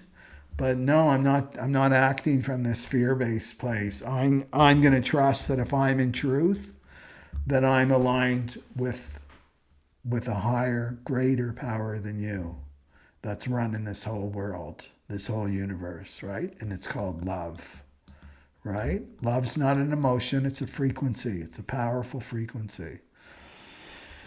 Okay? And then you want to discern what's lowering my frequency. 8th house, right? What's lowering my frequency here, right? And there could be some trauma, right? 8th house rules trauma too. It's like really releasing some kind of trauma that's connected to this not self. Yeah, that's not you. So I would really open your mind. Like open your mind, really open your mind in your whole perception, your self-perception. Because the 12 is all about having this self-perception of yourself. And your perception may be really distorted. Have you got these cards? It's completely distorted, your self-concept, right? You're getting fooled with Neptune there. Getting fooled by your self-concept. It's not true. Okay, so really open up to letting go, like really spending time on your own. Maybe you got to shed a few tears. That's okay, right? But 8th house, you're coming out on the other side. You're going to come out on the other. This is the birthing. The birthing canal, right, is the 8th house. Major transformation. I'm very excited for the MGs, so let me know, MGs. And especially if you're, tell me how it goes like next week, after this weekend. Yeah, okay. Because I love hearing the generator family, right, coming online, being their authentic self, because that's where your power is. Okay. Projectors. The projectors. Okay, so we're talking about the full moon projector, and I'm sure that you listened to the beginning of the video to get more context, because that's what the projectors love. And this is what they give. They give context to the other types, right? So this is about, where are you wearing a mask? Where are you wearing a mask? Where are you not communicating your true self? Okay. So we're going to pick a card for the projectors, and then we'll roll the die.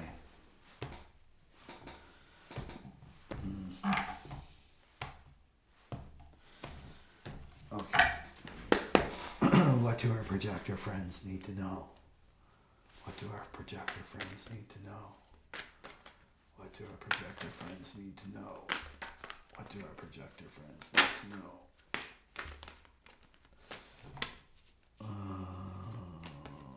Okay. And we'll roll the die.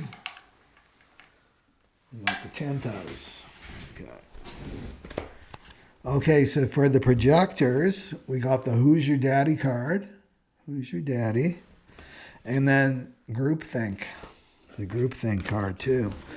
So this is about letting go of a mask, right? And remember, the projectors are coming more and more into their power, right? Cross of the Sleeping Phoenix is coming in 2027. And the world needs empowered projectors. Empowered, authentic projectors. They don't need not self projectors. They need authentic projectors.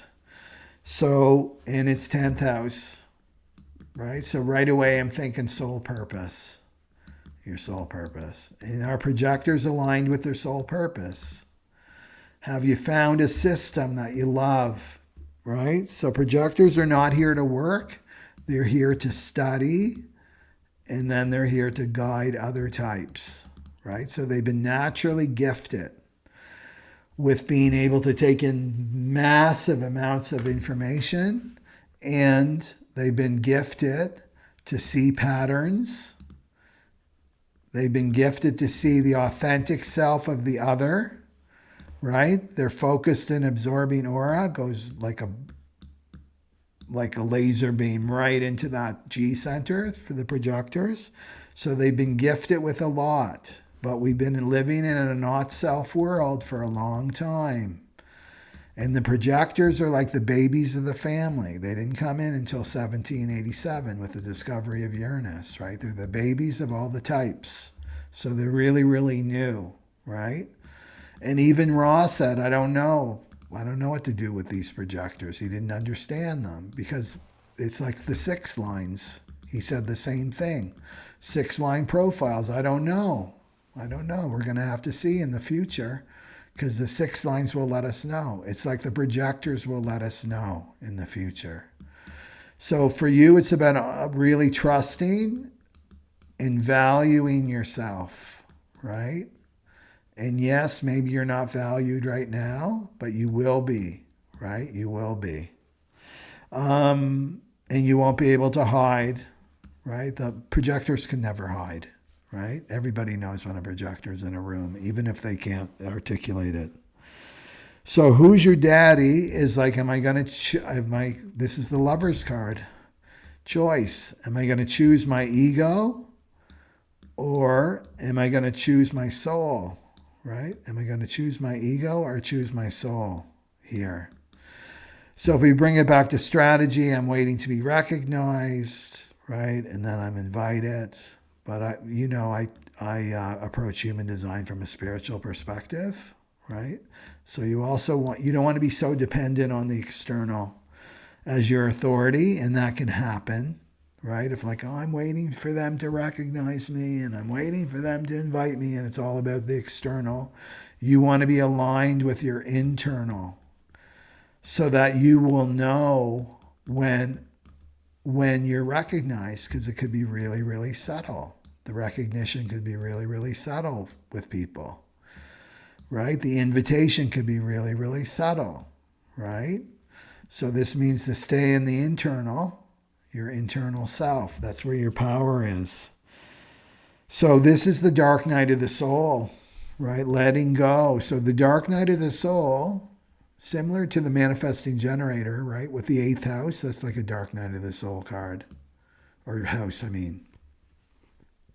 Right? Is letting this go, this old ego that maybe served you. Maybe this mask, this not self really served you in the past.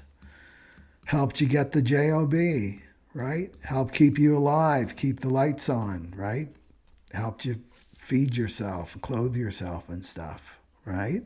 But now it's time to let it go. It's like to let the not self go where this mask is. And it's 10th house, so it's going to be about your career. Your career. So you got to get out of this thinking of, I've got to fit myself in, right? There's the world out there, and as a projector, I've got to bend like a pretzel and fit myself into this world. Well, this world is collapsing. Cross of the planning, right? All this is collapsing. It's going to, 2027, cross of the sleeping phoenix, this is the entrepreneurs, right? It's all individual, the 34-20, right? The 55-59, these are the major themes, right? So this is all about you being an entrepreneur. So go to your passion right now. What am I passionate about? What do I find myself, I'm reading, I'm just reading it for fun, right? That's going to be big signs about your 10th house, right? So if you're a projector and you know that you're ready for a change, then it's just to calm yourself down, right? This is about reflecting and letting go of this mask. Whatever that mask is, it may be rooted in survival, right? This not self. This is just what I have to do to survive. I have to compromise. That's the worst thing to do as a projector, is to compromise, right? And then you got the groupthink card. So it's I gotta fit in with everybody, right? I gotta be a generator because it's a generator world. I gotta pretend I'm a manifesting generator, and it's no, you gotta you got to embrace your projector self without being special, right? Which means that it's like, okay, we're the new leaders. The projectors are the new leaders on the planet. Does that mean we're better than the other types? No, we just play different roles, right? Every type is playing their role. And so the projector plays their role. Doesn't mean they're better or they're worse. They're just playing a role. So it's about accepting that. So this is like not allowing others, the groupthink, not allow the external to dictate your value and your purpose, right? So you're the one that's going to decide what your purpose is. And that's by following your passion,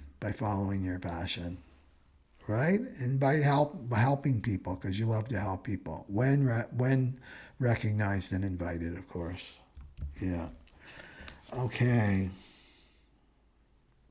And maybe with the 12, it's time to stand up to a boss or a parent, a father figure, that kind of thing, right? And speak from your authentic self, speak from your heart. Yeah. And let go of this not-self. Okay. 225. Okay. Let's go to manifestors. The manifestors. So we're talking about the full moon manifestors. Okay.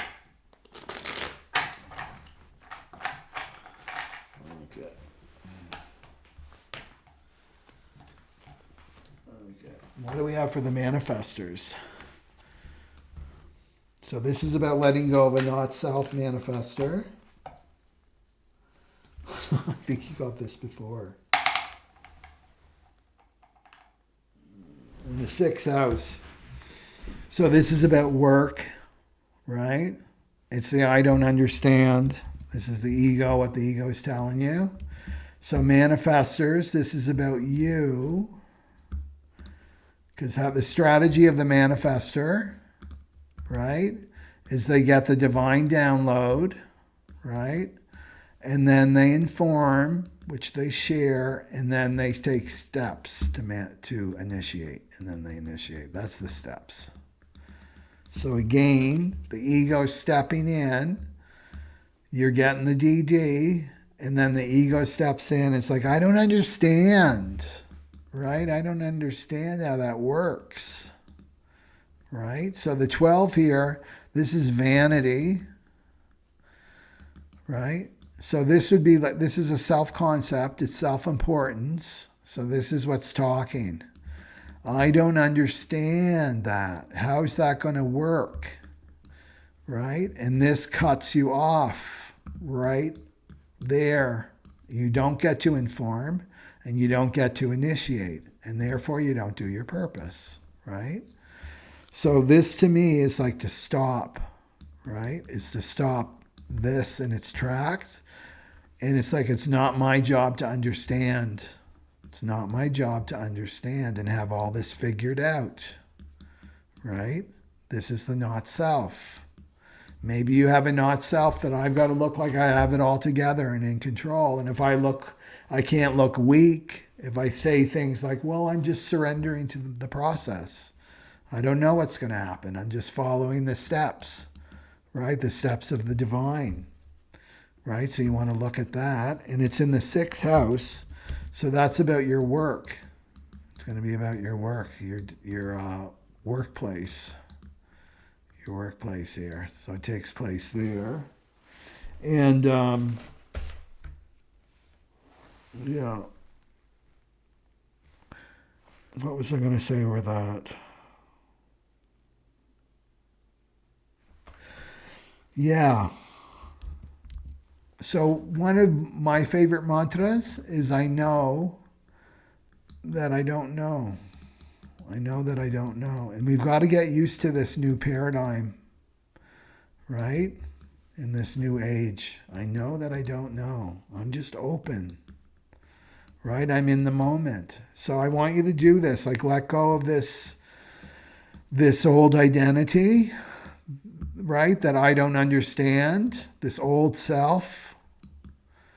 This old self, I have to have it all together, and just embrace this new way. Just try it. Okay, I'm going to get that divine download and I'm just going to follow the steps. I'm not going to listen to my ego. Right? I'm going to bypass this because it's not me and it's holding me back. And it's holding me back. And then look vulnerable. Right? And then let yourself look vulnerable. That it's okay. Okay. Okay. And let's close it off here with the reflector. I got everybody, right? Yeah. Okay. There's the reflector. So, reflector, we're talking about the full moon activating the 12. And this is about letting go of a mask, right? The not self.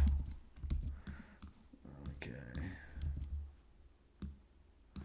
Letting go of not self.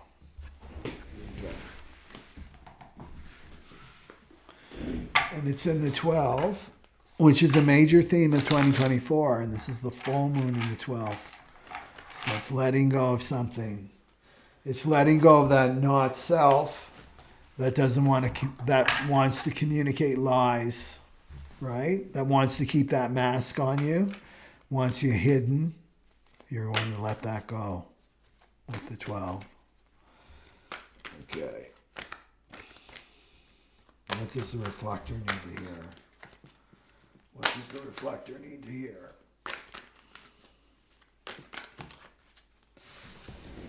Oh, anger. Anger. Well, we got to go to vicious, don't we? So this is the shadow of vanity, right? But there's two. And vanity is just like you're in love with your lower S self.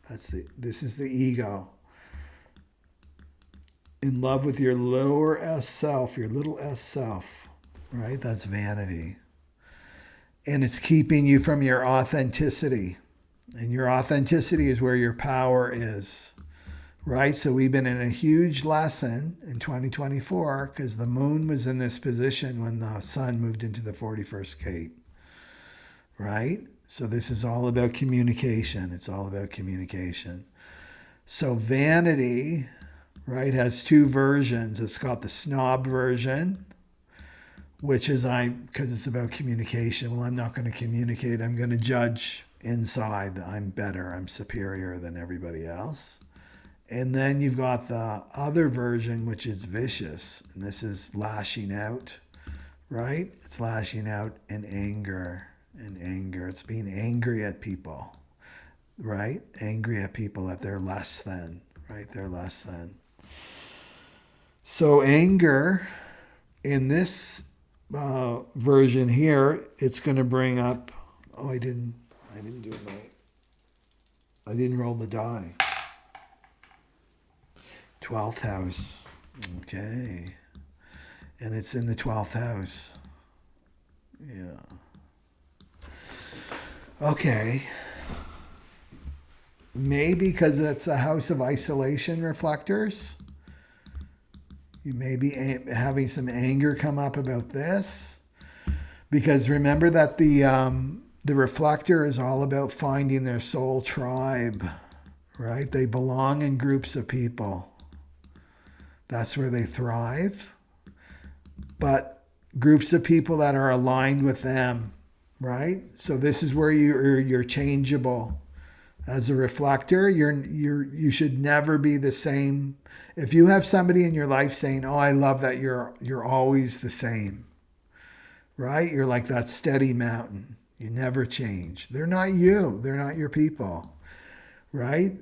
The people that love you are the people that, like, you're the moon. You're ruled by the moon, and the moon's always waxing and waning, always waxing and waning. It goes through all the 12 zodiac signs in 1 month, right?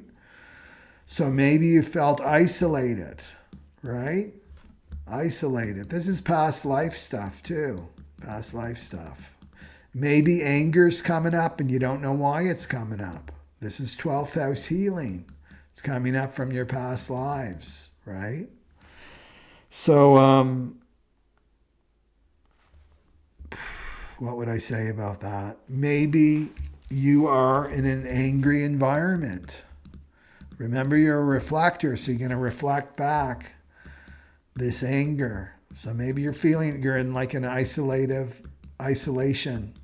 environment, and you're feeling this anger, right? And you're expressing it. Well, you've got to look at your environment. Your environment is so important as a reflector, because you're going to reflect back whatever's going on underneath. Whatever frequencies are going on underneath, you're going to express that out, right? So the not self could be like, well, I'm angry. It's me. It's my anger. I don't know what it's about. I'm so bad. I'm so wrong. I feel so shameful, right? That I'm angry. It's like you've got to step back and reflect, because this is what you're good at, is reflect, because you take on the energies around you. That's why it's so important to who you're around. It's like if you're all right variable, right? If you have all right variables, then who you surround yourself with is really, really important, right? So I would look at that, right? To look at your environment, and where is this mask? And this may come from childhood as a reflector. Well, I was blamed. I was the scapegoat. I was the scapegoat at school, right? I was the scapegoat in my family. I was the problem child, right? And you've got to look at it differently. You've got to embrace your reflector nature. And it's like, oh, I was reflecting back what was really going on in my family that was so hidden. There were so many secrets, right? 12 is about secrets, right? So this is secrets revealed to you for this full moon. It's like, oh, that's why, right? The lights will start coming out. This can have the potential to communicate. Maybe you're being called to communicate some deep, deep secrets, right? So this is very exciting in the 12th house, because it means that some kind of karmic cycle is coming to an end too, right? With the 12th house. So I would look at that, reflectors, to not be so quick to be the scapegoat, not be so quick to like take on what other people are saying. Well, you're this and you're that. You're a reflector, you're a mirror, right? So notice that, like, oh, whatever they're accusing me of, they're actually doing it, right? Just this will get you back into your power, because that's your authenticity, right, as a reflector. Okay. So that's what I got for everybody. So just a reminder, the webinar series is coming up next weekend. It's very exciting because the dates have changed. And so we're going to be doing a major solstice meditation. We're going to go back into 2024 and look at this chart and reflect on it. Like, oh, what do we see in the world, personally and collectively? And then we'll go into the 2025 theme. So you'll be all ready. So it's a Saturday, Sunday retreat. It's not a retreat. It's like a webinar series. So it's not like the whole day, right? But it will be, you'll have a deep experience, basically, right? So lots of meditation, too. It's going to be fun. I'm looking forward to it. I've been researching a lot on it. Okay? So be sure to like my video. That would be great. Give me the thumbs up. And please leave your comments. I read every single one of your comments, and I love to hear from you. And let me know if you've enjoyed this format, and maybe I'll tighten it up a little bit. Just checking it out, because I know the astrology is really important too. It gives you more focus. Okay, so take care of everybody, and have a great weekend and a great full moon. And remember, I do weekly reports, little short ones, like 20-25 minutes. You just have to sign up for my newsletter, and then you get a link on Sunday, and then you can see what's coming ahead. Okay, take care, everybody. Satnam Aloha. Bye-bye.